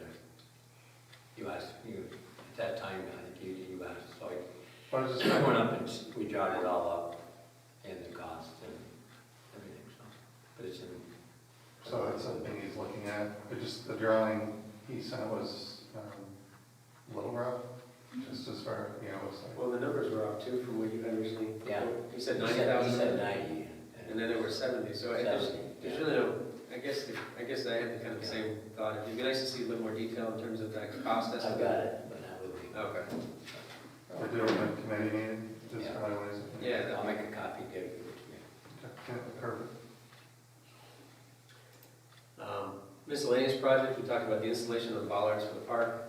I believe that the bollards are at the highway department. Grant has them. Grant has them now? Grant's Okay. gonna put And them he's in. gonna put them in. And we've Okay. decided on a spot, I think he just needs to find the time to do it. There'll be 4, 2 will be in the ground, 2 will have to go through the pavement. Yeah, okay.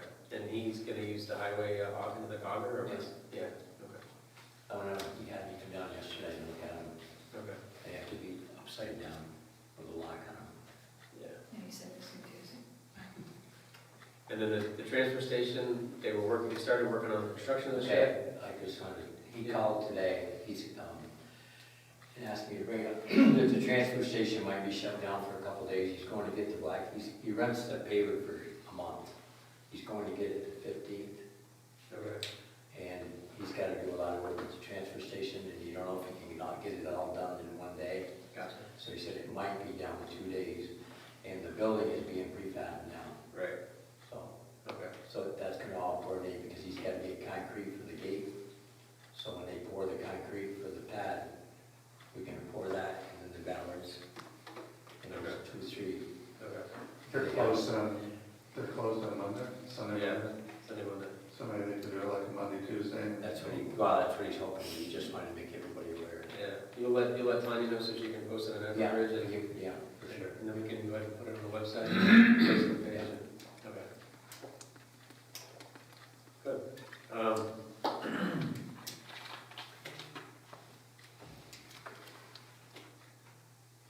The only other thing I had, we talked about policy development, so, one of the things the highway committee was gonna kind of take on was the discussion of the stormwater management plan, something that had been proposed in the past, but just not a lot of traction to get that going. As you all know, in times past, we've had people dumping fill in certain areas, which has changed how stormwater migrates to where it needs to go. So the town really needs to come up with a stormwater management plan, at least something to get started with, and then you can, be a living document like everything else that we continue to move from. But if we don't, there are places which could be, adversely affected by significant rain events, and then we're going to be left with a similar situation like we're dealing with in St. Clair and Grove Street. So I looked at that one that we talked about on Burgoyne the other day, where that's getting filled up. yeah. So we need to kind of take some action. And the nice thing is now with the way we've got these things structured with the attorney and the engineering firm here, we can have some more, constructive discussions about what other municipalities are doing to be proactive in this regard. And it's not like we have to reinvent the wheel. We just need to start talking about things that really pertain to our town and start putting those into a policy. And then the last thing we discussed was just the coordinated effort between highway and wastewater and water with regards to the Porter project, the Portage stormwater separation project. They're beginning Monday. We've had 2 construction meetings thus far, and really the thing that's going to be crucial for that project is the coordination and the communication with the highway department when it comes time to shutting down the road or limiting traffic on that road, especially when they're doing the utility lines this year. And then, obviously next year when they finish everything else, they'll be putting the remainder of the water and stormwater in next year, as well as fully reconstructing it with the sidewalks and final pavement. So, that was just kind of hit home just to make sure one of the main goals of having these meetings on the same day was just so we could consistently be in communication with each other with regards to the utility aspect of it and the finished surface when it's all done aspect of it. So that's all I had, and there's no resolutions. So the next meeting is again on July the 28th, Tuesday at 9:15. So I'll move it over to Buildings and Grounds, Parks and Rec. I have nothing. Other than the Heritage Museum, we gotta fix that. Yeah, Mark, did you want to speak to the Heritage Museum? I don't know if you wanted to read it or. I don't have the copy of the letter, I'd be glad to. Well, the challenge is, we have the request to open the restrooms, right? Yeah, And then, so I think they want the letter read what? You can read the letter, because he'd like it read into the minutes.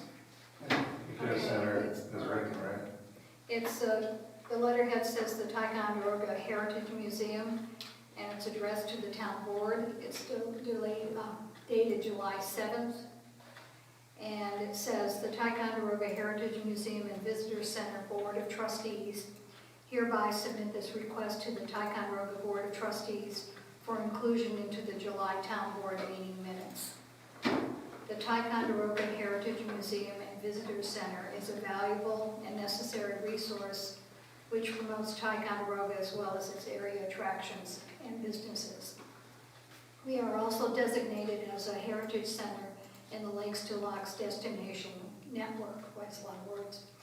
Now that the summer is upon us, the museum has received numerous daily inquiries regarding public restroom facilities. We respectfully request that the town of Ticonderoga open and maintain the public restroom facilities in the 1888 building, which are accessible from the Percy Thompson Bicentennial Park. We do not make this request lightly and understand the challenges associated with this during the current health climate, but appreciate the town board's due consideration and subsequent action to this request, and is signed by Mark E. Wright, Vice President.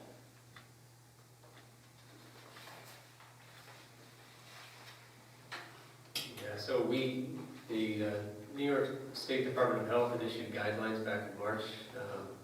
I haven't seen any new ones that have come out, but it's guidance for cleaning and disinfection of public and private facilities for COVID-19. We haven't, I think, the way our custodial staff works, they're here in the morning and they're here again in the afternoon, so we certainly can open it up and do the once a day major cleaning, and probably get to it a couple of times before, at the beginning of the opening and the end, because I think they're typically open, if I'm not mistaken, from like 9 to 4. 10 to 4. 10 to 4.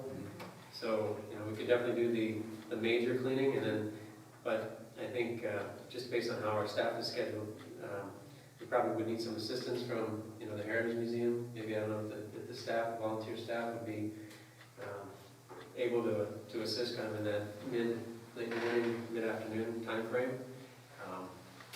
They kind of go down through examples of priority areas for routine cleaning. They include high contact surfaces that are touched by many different people, doorknobs, handles, things like that, dust and wet mopping, vacuuming, although I don't think there's any carpet down in that area, but maybe sweeping, removing of trash, spot cleaning. So, we need to come up with some protocol for how that's going to be handled, and then try to figure out exactly how the town resources would be able to accommodate that. I know in times past, it's pretty much just been opened at 10. I guess that's the start time, and closed at 4, and they would do a routine cleaning on a regular basis. But in these times, it's just an added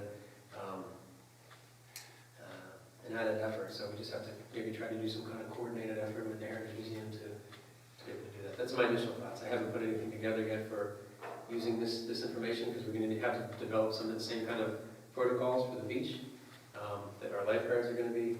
That's what one of the areas that they maintain when they are out at the beach, the cleanliness of the facilities.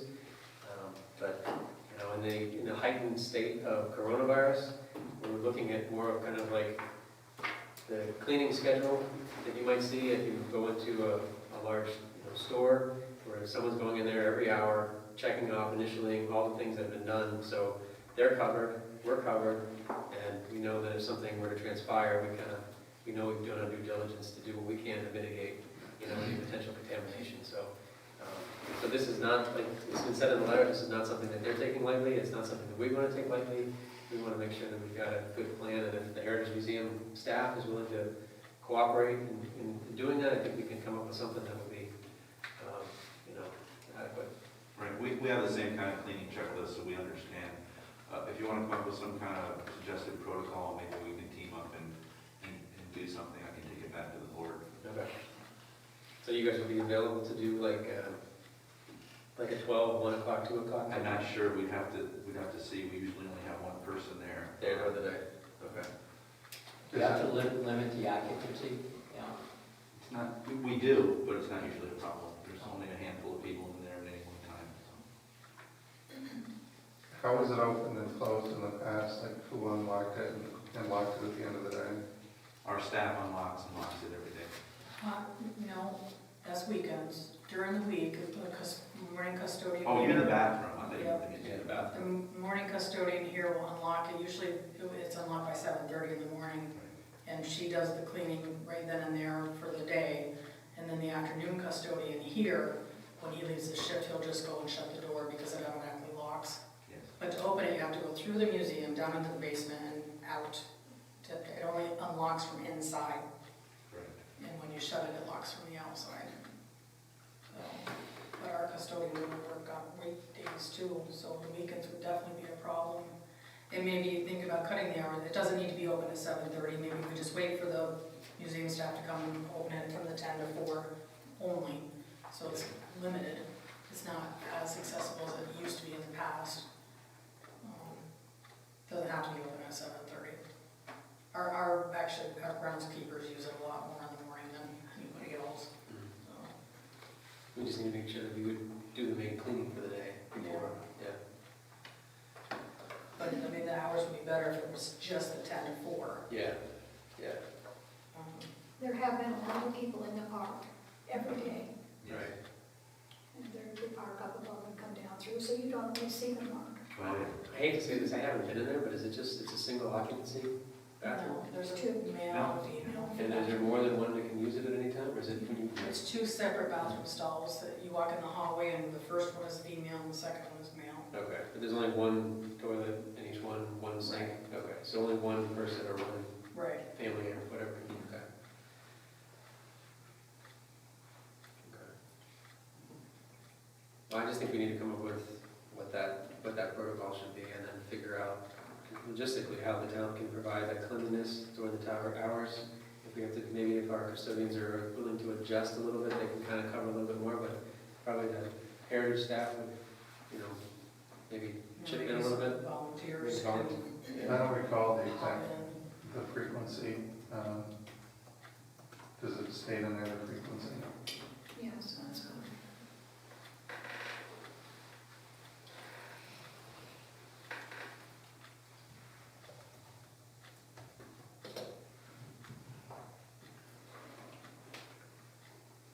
Well, here it just says, identify and routinely clean and disinfect high-risk locations. So for restrooms, examples of high-risk locations would include restrooms. Clean and disinfect all restroom surfaces, fixtures, doorknobs, push plates, and switches at least once daily. So, but I think you'd wanna do that more frequently than just once. I mean, we're talking about twice, Yeah, so, we're talking about doing it at the beginning of the day and at the end of the day, but usually the beginning of the day would be the one that's done the major cleaning. The end of the day would just be an interim one, like at 3 o'clock, before they close at 4, but maybe if you went yeah, down. I mean, the end of the day is a little redundant if they're closing in another person. Yeah, It's going no, back no, next morning. I'd say midday, beginning and midday. Right, And right. then So, maybe the person in the morning, if you had your end of the day person clean it, that's ready to go the next morning, Yeah, hypothetically, right? Yeah. And then your person in the morning doesn't need to go there, right, and clean it, they just need to open it, and then maybe they could go over there midday, yeah. and you kind of got it covered, I think, that's twice as much as they're They're calling just for. suggesting, yeah. And then we'd probably just have a placard or something to put on there just to make sure that it's being done, so we can go back and say, this is being cleaned. the only problem is the weekends, Right, because we don't have staff that have already done their 40-hour week. right. And I mean, I didn't ask our AM custodian about weekends or anything, but I don't know. Again, that's Maybe if maybe, it's just a double cleaning, maybe there could be a volunteer of the board or something, just to go down and spray things. How did we well, get, to your point, if it was done on Friday, at the close of the day, then it'd be ready for Saturday morning, someone just has to do it Saturday midday, Right. and then sometimes it was, twice on Sunday. Were they ever clean on the weekends before? No, Mary would just open them. That's She would I meant fulfill by it. the town. No, when she would come in the morning, she'd open them up. If it needed toilet paper, she had extra stock for toilet paper, and if there was an issue, sometimes she would call me at home, like if somebody plugged the toilet up or So something. don't put the bathroom in the park on a Saturday and a Sunday, right? Well, at least we have it open on Saturdays. so, I mean, for guidelines, the only day we have exposure is Sunday, because It's kind of- technically, if we do it once, Yeah. I mean, we'd all like to see more, but We're we're covered because we technically cleaned it to start the day. So if we can get Sunday, then we'd be okay. Someone, Tom, you want to volunteer? Sounds to me like you just did, I thought. what were you saying? I said that's all settled. Okay. You guys sat around a lot. Well, we just got to go, I'm working on the protocols for the lifeguards, so we'll probably piggyback those and then just come up with a simple check-off list and we can present that to Heritage. Maybe I'll work with you, Joyce, and you can, work with them on that. And then just get some, and then we'll talk to our custodians, I think we'll figure out the time and schedule it. Okay. Good. Do you have anything else besides that? No, you haven't had any meetings. Are you meeting this month? Yes, on the 21st. That's right. I have to say, the grounds crew has been working hard, even though there's not a lot of mowing. There has been a lot of weed whacking, everyone knows, some of the really terrible weeds like poison parsnip are starting now. Mm-hmm. But because there was no mowing this week, two of the men went out painting the dugouts. And the third field is done now, and they're going to work their way down. I saw that on the street today with trimmers, knives. Yeah, What time on the 21st is the meeting? 8:30. I noticed you were at the monument, is that about doing the Oh, I'm cleaning? sorry, I should have said something. Yes, is it Daedalus, is that the name of the company? Yeah, they were up on Tuesday, I guess it was, I don't even know what day it is today. Anyways, they were scoping the work out, and I think they think the monument is gonna take 2 or 3 days. And when I looked at it, it's pretty bad at the top, excuse me. So they're trying to figure out how they're gonna do it, if they're gonna block traffic by putting a lift out in the travel lane, or if they can put it on the base. So they'll work that out and they'll get back to me. They looked at the Soldiers Monument at Artillery Park, which is the old Central School Park, and they think that won't take as long. And that doesn't impact the traffic at all. I don't know if this is the appropriate place, but I've been asked about Confederate flags a couple of times. I know we had a call or an email, and my understanding is it's a First Amendment free speech thing, so I don't really see where the town would address it. Is my understanding, so I appreciate people's passion, but it's not really something we would address, or it wouldn't be appropriate for us to address, so I just wanted to get that on the record. That, it's unfortunate, it's not something we can or would, so. I did have there were a couple cars that went by when we were standing at the monument, and they shouted. The guys couldn't hear what they were saying, but I did. They said, "You better not be taking that monument down." And I just thought, holy cow. I really think that we're so narrow-minded that we're going to take down that valuable monument up there. That's a beautiful monument, by the There's way. a lot of heritage here. Yes. There's a lot of history. And then one in Artillery Park, it's a Civil War. And he's fine. He's not a Confederate. That's a whole subject in itself, right? Yeah. It's a can of worms that we don't need to open. Yes, no, but I just thought, if somebody yelled at me, I thought, do you really think we're going to pull down this beautiful monument? No, There was a lot of beautiful monuments that were pulled down. Nice job in getting in there to look at what we need to do. He's also going to provide us with a maintenance schedule, because Oh, good. he thinks that way it won't be as expensive every time they come. Yeah, So he's going to give that information to Well, me. they actually provided that with because I was going through minutes yesterday. And they actually provided us with that in 2000. Okay, but he's going to send it again, is it? It's been that long since it's been 2000. No, He 2010. didn't do the one in Artillery Park, he's never done that one. But that one looks better than the one at the monument does. not as much traffic. And that's a good point. We don't need to go down the rabbit hole, but we talked about Schedule. scheduling, right? Like these things, so you can budget for them, and with the advent of electronics, and, we change, and some people, so how do you get that so it comes up, right? Like at some point, like, Called a whatever it is. planned maintenance system. Exactly. So whether it's pumps and so our departments, and that can kind of roll in so you can anticipate that. Right. And it's nothing we'll solve right now, but it's a good goal for us to have, is for some of these things, some of these things are on a 20-year frequency, or 50-year frequency, or 10. And at least the stuff that's in the 5 to 10, maybe we can get, so we have some visibility to it. Well, we're trying to put together an asset management plan for that. That's really what we need to do, and we need to identify our fixed assets, so, that would fall right in line with Perfect. Oh, that. Put it on our list of priorities.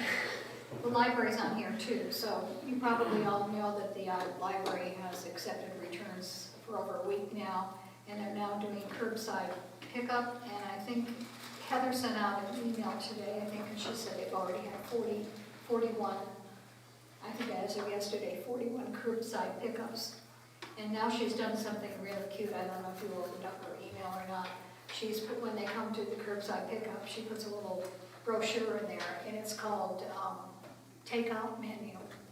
And she has the different categories, so if people don't know specifically what book they want, the librarian may pick out something for them. If they want a mystery, she'll put something she thinks they may like. So she's working on it. Good, that's great. When are they going to open? I'm getting. She, I haven't- nonstop. I met with them last week and I did not get a straight answer from the board members that were there. I think we also need to wait and see what the governor says. Well, I think some of the libraries are already open, Yeah. so I think she had put together a pretty good plan. I think we just need to refine it and figure out Yeah. how we can phase it and what the limitations are gonna be for people going in there, so. It was She's accepting books back. She's putting books together for people to sign out, right, all for that curbside pickup. But now really she's trying to get the doors open and figure out an egress, ingress, and just have the proper protocols in place so that people can come in. But certain things are maybe limited, like computer use and. Computers would be the problem. Yeah, I think so we maybe just have she's to. only going to be able to, they're so close together, it's only going to be one. Yeah.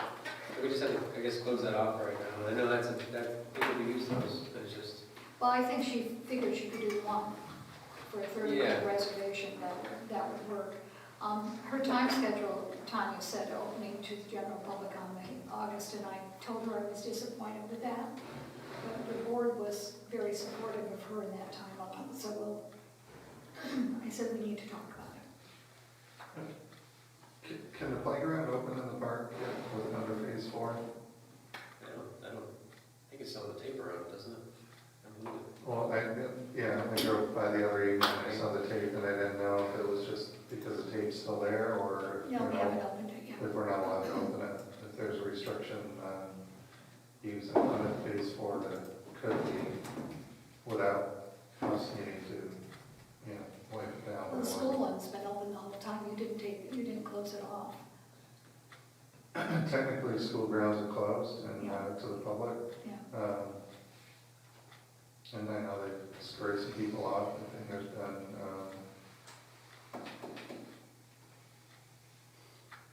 technically it's closed. Yeah, yeah. I'll just say It's that, just like the beach is closed too. yeah, so,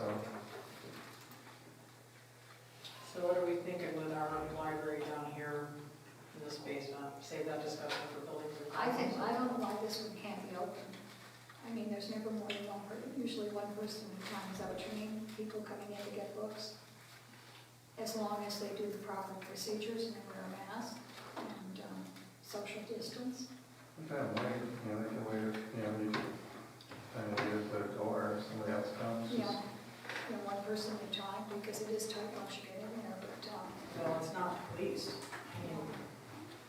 I can't, But the librarian's there, right? no, this one right here, this is Oh, separate, I'm this sorry, one here. I'm sorry, I misunderstood. this one right here, and people are chomping at the bit. They might be more willing to drop their old books off, but they're chomping at the bit. to Well, handle they're this not one. doing that because you should see what she said.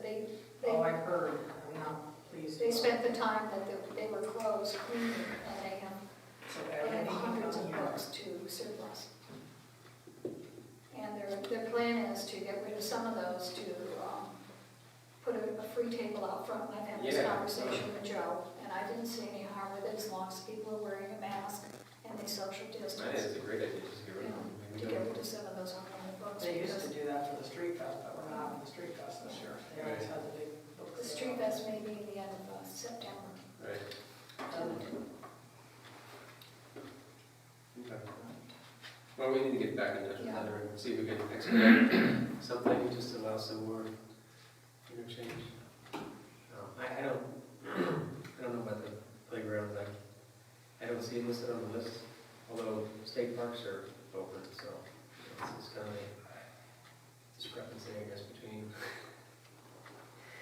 this, so I'm not sure. I'll Google it tomorrow, I mean, if it can be open, just, There's never a whole bunch there at one time. It gets a lot of use, but, usually one or two kids at a time. one of the personal responsibilities are social distancing, and that's individual You know, the responsibility. parents. Right. And that playground is designed mostly for preschool. Yeah. Do you have anything else for us? No. And I guess there's just a comment, I think the 4th of July seems like it went off pretty well in terms of people obeying and listening to not They being in the they park. didn't go in the park. And then, in the spacing of vehicles and where people, were watching, I don't know if you guys had made it out and about that time, you had mentioned that there were. I think they were all in my house. Oh,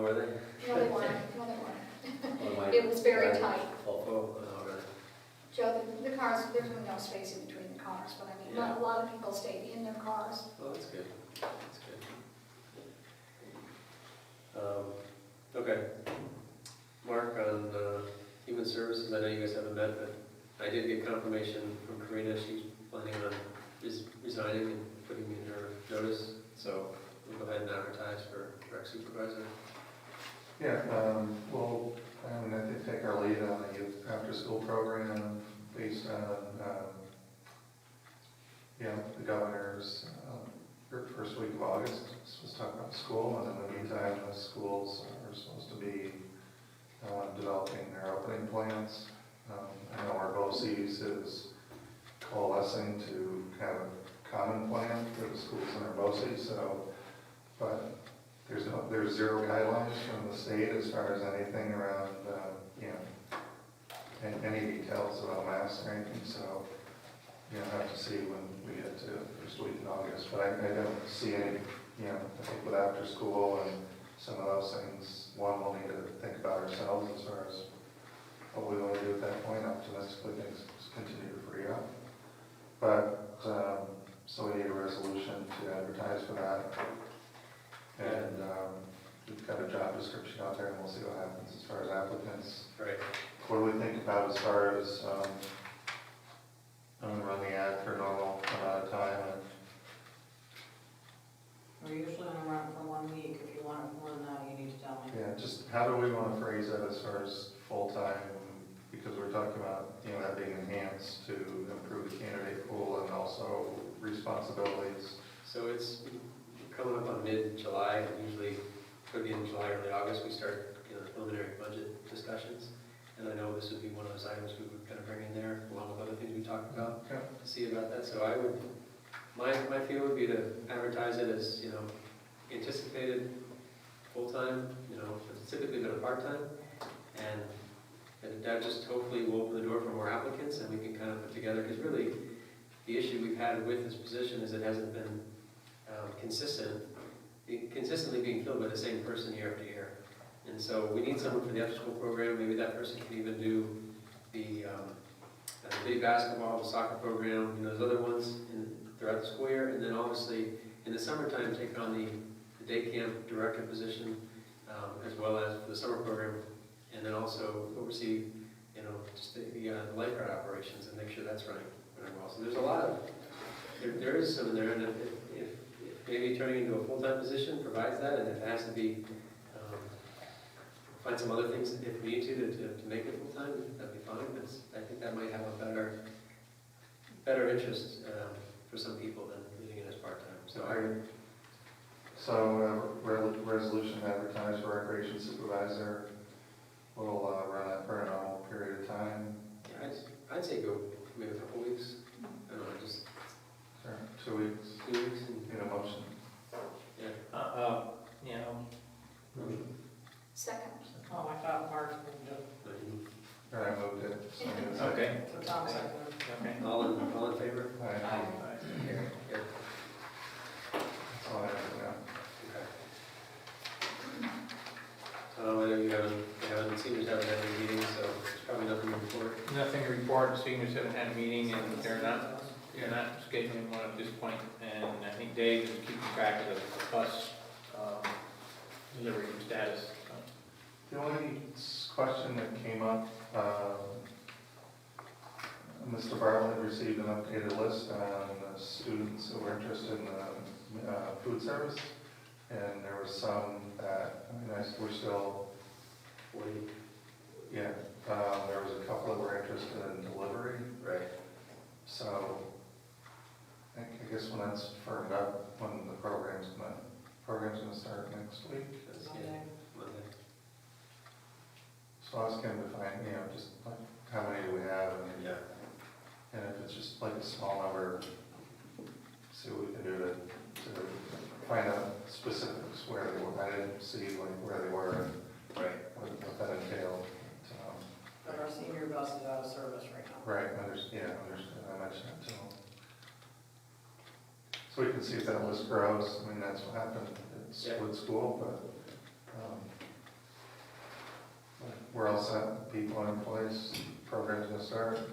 Yeah, they came in, they picked up the material, I think they taken care of their preliminary stuff, so they just have to come back in, get them squared away with the payroll related stuff, and then we should be good to go.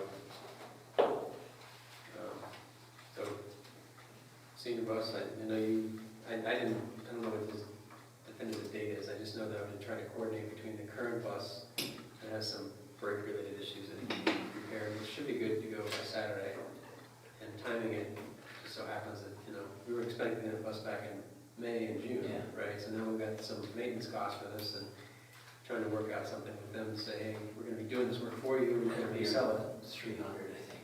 Depending on how much, or if he has to put rotors on it. If they keep driving, it's gonna be a lot more than that. Right, right. So I think he's gonna get to it on Saturday, so we should be good to go for Monday, but I don't know when the bus is being delivered. They said Thursday, hopefully Thursday of next week. Okay, But I told them I needed a couple days' notice to get. right. So the bus is gonna be repaired. Yeah, we're gonna repair the, well, we can't give it to them the way it is because it needs to be driven back down to, I just want to know for like Everbridge, am I, it's gonna be repaired, yes. And Charlie had said he'd probably get to it Saturday, so it is anticipated. I'll find out tomorrow. Yeah, yeah, because I want to be able to announce it tomorrow, if it's gonna be up and running on Monday. I'll be on to see it the first thing tomorrow. Okay. yeah. Because we hear all about that. I hear all about that. They've been busy too. They've been very, very good about it. The riders have been very good. Should I be ordering the decals for that bus like I did the last time? Yeah. Okay, so I have to order them from Frank anyways. Excuse me. Hope he's got the same template, right? I mean, Hey, he has. the template for the The graphics, Decals. the graphics, details, yeah. Yeah. I took a picture of it, I was gonna give it to him. no, Yeah, this will be the third one he's done. I think he's got it down. He knows, he's got it like that. Did you contact Frank? No. Okay, because I'm You gonna? Yeah. Okay.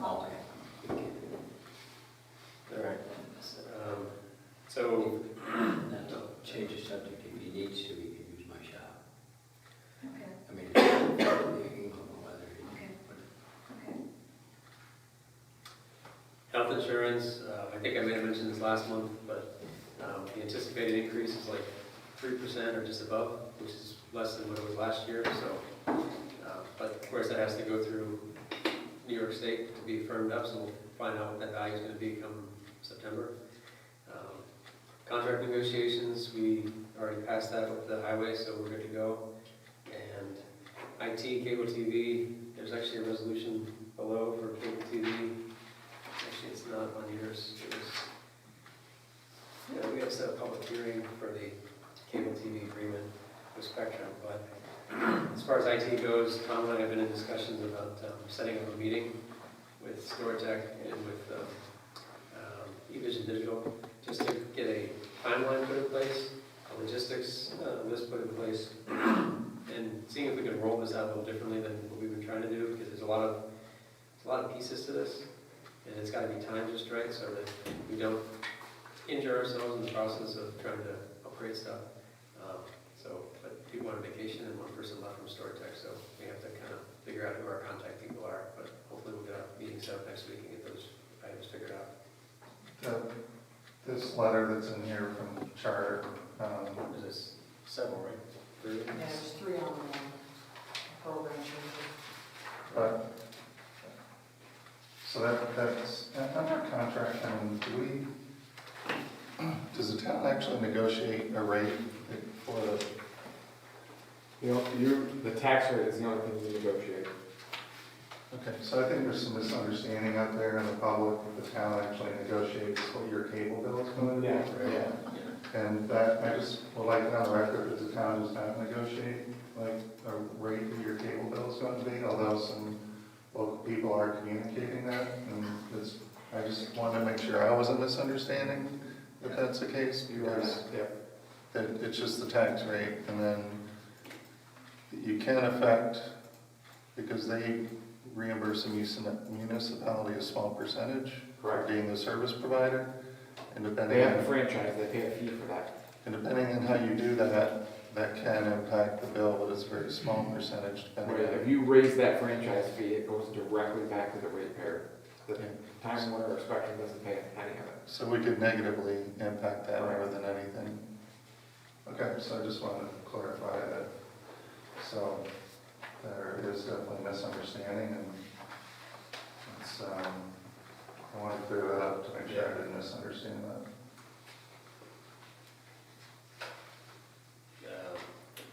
So on that, there are 3 charter communication publications that changing service. One was on June 18th.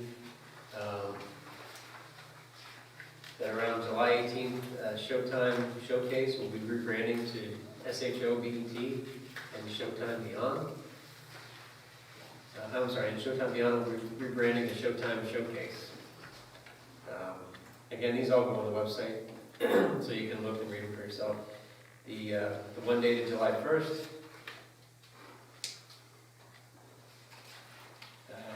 We'll launch Big Ten Network Channel 382 to Spectrum TV Sports Pack on the channel lineup.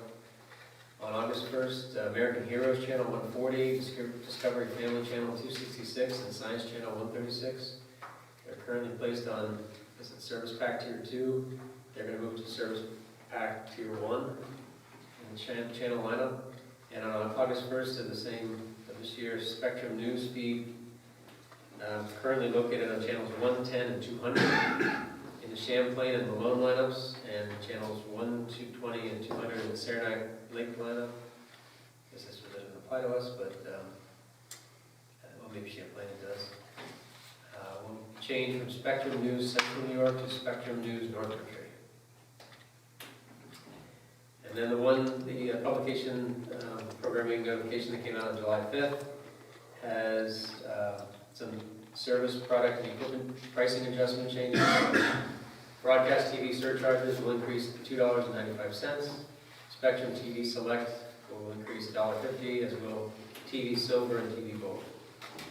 So they're all going to be put on the website. And not that it has to do with IT or cable TV, but in line with what Mark was just talking about with Spectrum, there has been some conversations at the county about trying to aid in further rolling out broadband service. So a company in Lewis is looking to purchase a trencher and working with the provider Slick to lay their own line because it turns out to be more cost effective. And that company is actually looking, that entity is looking to let other municipalities borrow that if they want to try to work on some similar type of arrangement. So that could be a potential plus for our town because we do have some places that do not have broadband. The town right now is working on a survey that's going to go out. One of the issues with trying to roll out broadband is knowing who has and who hasn't service and what that service is.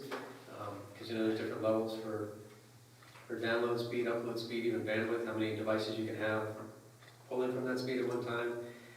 That information isn't really widely known, so we're working on a template survey that was provided to us from, again, the town of Lewis. They've done this, and so we can kind of put a picture together of what our town infrastructure looks like with regards to the population that has broadband, and then hope to try to negotiate or work on some solutions moving forward.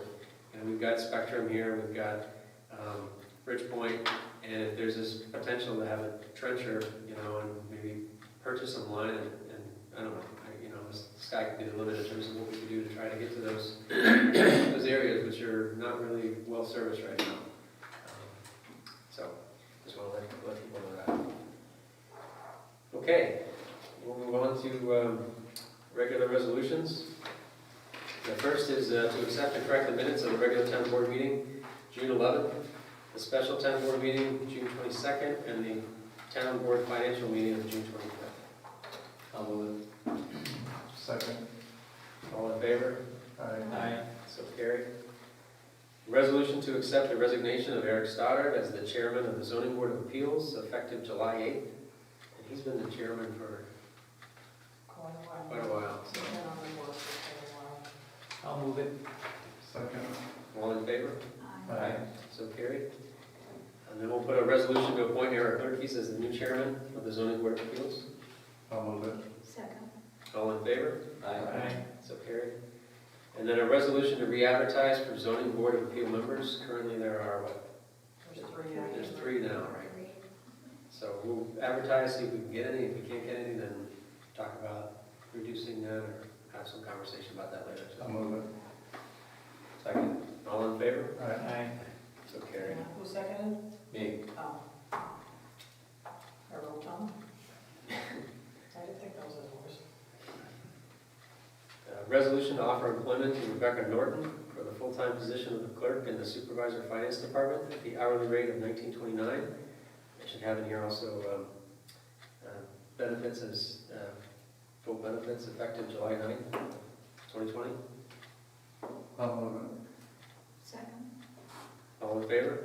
Aye. So carried. And a resolution to advertise for a clerk position in the court. I'll move it. Second. All in favor? Aye. So carried. And then the next one is a resolution to accept the conveyance of property located at 130 The Portage and permitting license thereof to Real Construction Company. So we had some conversations about this in the past, but 130 The Portage, that was the property that we had the burnt out structure demolished. That was under the county's ownership based on the last tax auction. We went back for taxes. And the intent was just to sell the property for sale and get it back on the tax rolls, and the town would be reimbursed from that sale for its costs associated with the demolition. And in this particular case, we're going to actually take it from the county. So we moved a resolution at the county on Monday. This is just the town accepting it. Because Real Construction is going to be using that as a staging area, and that's what the license agreement that Matt has drafted up to allow them to be able to use it until it's fully finished, which will be sometime probably early next week. They'll deed all the paperwork stuff, and then the town will have ownership from it, and this just basically allows the county and the town to license that property as it transitions from county ownership to town ownership for the purposes of Real to take use of it for the Portage project. Are they doing water and sewer hookups? In that property? Yeah. For their job trailers? And a resolution said that they could. or- Yeah, well, I mean, that's gonna be a viable, it's gonna be a viable parcel at any point anyway, you want to So sell I it. just, Yeah, they need. yeah, facilities, Yeah. There are lines there. yeah. I know from the house, but I mean, they gotta, They would be able to connect to what you're asking. I don't, yeah. Yeah, and I think There that's, you go. yeah. All right, so I'll move that. Second. Any discussion on that? All in favor? Aye. So carried. Then, Matt, did you have anything you wanted to? No, okay. And this one's not on yours, I forgot to add it, but basically Matt put forth in his documentation to us what Mark was talking about before with regards to the franchise agreement contract. So we need to set a public hearing for the approval of the cable television agreement that he had Matt work out with Spectrum. I think it's a 15-year contract. Yeah, you gotta decide those couple questions. Yeah, okay. So we'll set the public hearing and we'll firm up those items with Matt. So this, question? No? No, this is the hearing, I mean, just the Yeah. questions raised about basically you're giving them franchisee, almost a non-compete type thing for. Yeah, the franchises are exclusive, whoever it might be. So, so that can be discussed in here. Exactly. Yeah. And that would be August 13th at 6 p.m., I believe, right? It's on the second Thursday. No, the next board meeting. Oh, that's the next. Well, we can talk about it beforehand, but the public hearing will be 6 p.m. on the 13th. So I'll move that. Second. All in favor? Aye. So carried. Okay, the rest are resolutions, financial resolutions. The first one is just authorizing the creation of some new budget accounts. One for general purchasing of land, and the other one for the new bus purchase. Just the creation at this point. I'll move it. Second. All in favor? Aye. So carried. And then we've got the resolution authorizing the following budget adjustments. So the first one is the purchasing of the land with the quarters. The second item is the amount of money, and I should say the purchasing land comes from general fund balance. We hadn't budgeted that at all, so that's where that money would come from. And that includes not only the purchase price and the appraised report, but also the title, the deed. That's what the difference is, the 1,200. Yeah, right. Title agency cost. The next item is the airport aviation fuel and filters, but it also includes the upgrades, and then upgrades would change out of the pilot kiosk, credit card transaction device I was talking about earlier in the airport minutes. So this takes care of both those items and the additional fuel that we had paid when we purchased back this year. So we had actually budgeted like $42,000 last year and only used a portion of that, so a lot of it went back in the fund balance. So basically this is coming back to pay for the cost of the improved features and the filter replacement, or replacements, as well as the additional cost for the fuel purchase in January. The next item is the adjustments for the new bus. So this is actually split between this resolution and the next resolution. This resolution, the total cost for the bus is $45,687. That's after the transaction for the trade-in on the current bus. So we're only going to use $24,687 from fund balance. And you'll see in the next resolution, we're going to take $21,000 from the capital reserve for senior bus to pay the difference in that amount. And then the last item we have on here is a slight overage on sewage treatment and disposal for sewer district 4. Any questions with those? Just clarification, I wasn't here when we voted on the resolution for land, Yeah. but affectionately known as the Porter property, but my understanding there's been some long-term issues there with water, not necessarily associated with the land, but associated with where that is, and essentially in a valley, and by us purchasing that, it avoids the cost of easements and legal costs of trying to do the work there, and that we own it. Yeah, we probably, maybe 2 years ago or so, received a letter from DEC. So it gives us great flexibility in being able to do what we need to do there. It helps us with our stormwater management long-term, so there's great benefits to doing that. And now that we own that, is that the right way to proceed that? So I know there's been And you some... follow the procedures where you have an appraisal done. Sent the appraisal to the property owner, and the property owner, of course, probably wanted more initially, and agreed to the appraised value of the property. So there's not like the town has any real leeway with things like that to negotiate. In my understanding, if we pursued eminent domain, it would be the same process, and we would go through an appraisal, and this actually is going to save us money, give us flexibility for long-term planning, and it's the best thing for us to do, especially based on the history. Yeah, actually, under the eminent domain procedure law, the EPL, I believe it's section 303, the first step in that process is actually to have the property appraised. Unless there's an emergency where we have to go in and take it and have it appraised. So yeah, we were never venturing down that path, but the town complied with the procurement of the property, even under the EPL, by having it appraised. And you have it appraised at the highest and best use, that's the standard term for just compensation. So the statute talks about just compensation, again, you did that. So we obtained a proper appraisal. Nobody negotiated the appraiser or anything like that, because that's inappropriate. Right. So you take the appraiser's value, and if the appraiser, the property owner agrees, okay, there is no more, eminent domain or anything like that, because they've agreed to sell it to you.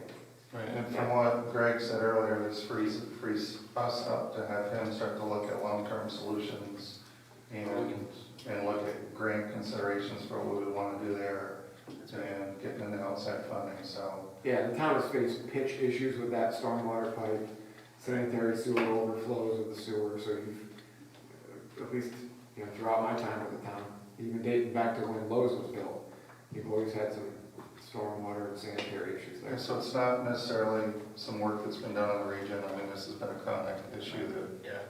This allows us to. Right. I knew some of the answers to that, I just really wanted to get it out there, and, so, do we need a motion? Yeah, but then we can. Okay. Um, You want to do it? Okay. Second. Any more discussion on it? No, I just wanted to clarify some of the facts that, because there's been some misunderstandings about this, and it's just frustrating when people don't want to understand the facts. I think it just provides the town with a holistic approach to, the opportunity to get a holistic approach to that area, because it definitely is more than just the intersection. It's everything from the intersection down to the property and then down to the treatment plant. The neighbors have struggled there, and then there's a valley there between Yeah, St. Clair and Montcalm that this will allow us to address it appropriately. that's right. Very good. All in favor? Aye. So carried. Okay, next resolution is authorizing the following budget transfers. The first three relate to contingency, so $397 out of contingency to pay for some overages in the assessors and general town attorney. There's a Lachute Hydro related article 7, right, Matt? The Lachute.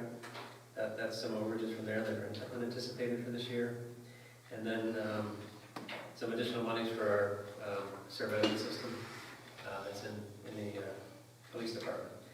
And then, so all that money is coming from contingency for those two items. And then the two final items I mentioned before has to do with the senior bus. So there's 21,000 and change in the capital reserve, so we're just moving over 21,000. Of course, it's been accruing interest like everything else in our in UR class. So this, plus what we just passed in the previous resolution, will make up the total amount that we would be expending to purchase the bus. So, I'll move it. Second. all in favor? Aye. So carried. The next is a resolution authorizing the following interfund loans.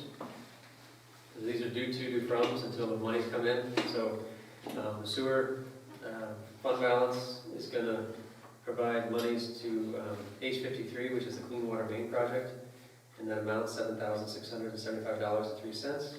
And then it'll pay it back when those funds are received. And the same thing for H58, which is the HVAC funding grant, in the amount of $2,361.50. I'll move it. Second. All in favor? Aye.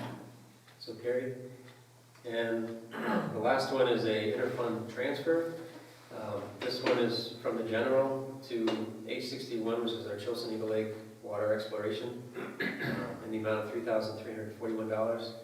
Again, these costs will accumulate in the general fund, and if and when the map planning report in the district is formed, they will get transferred over as the initial costs for creating the district that the town has incurred throughout that process. I'll move it. Second. All in favor?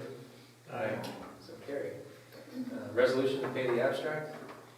So moved. Second. All in favor? Aye. Aye. So carried. And then a resolution to accept the supervisor's report as submitted. I'll move it. Second. All in favor? Aye. Aye. So carried. Tanya, do you have? No.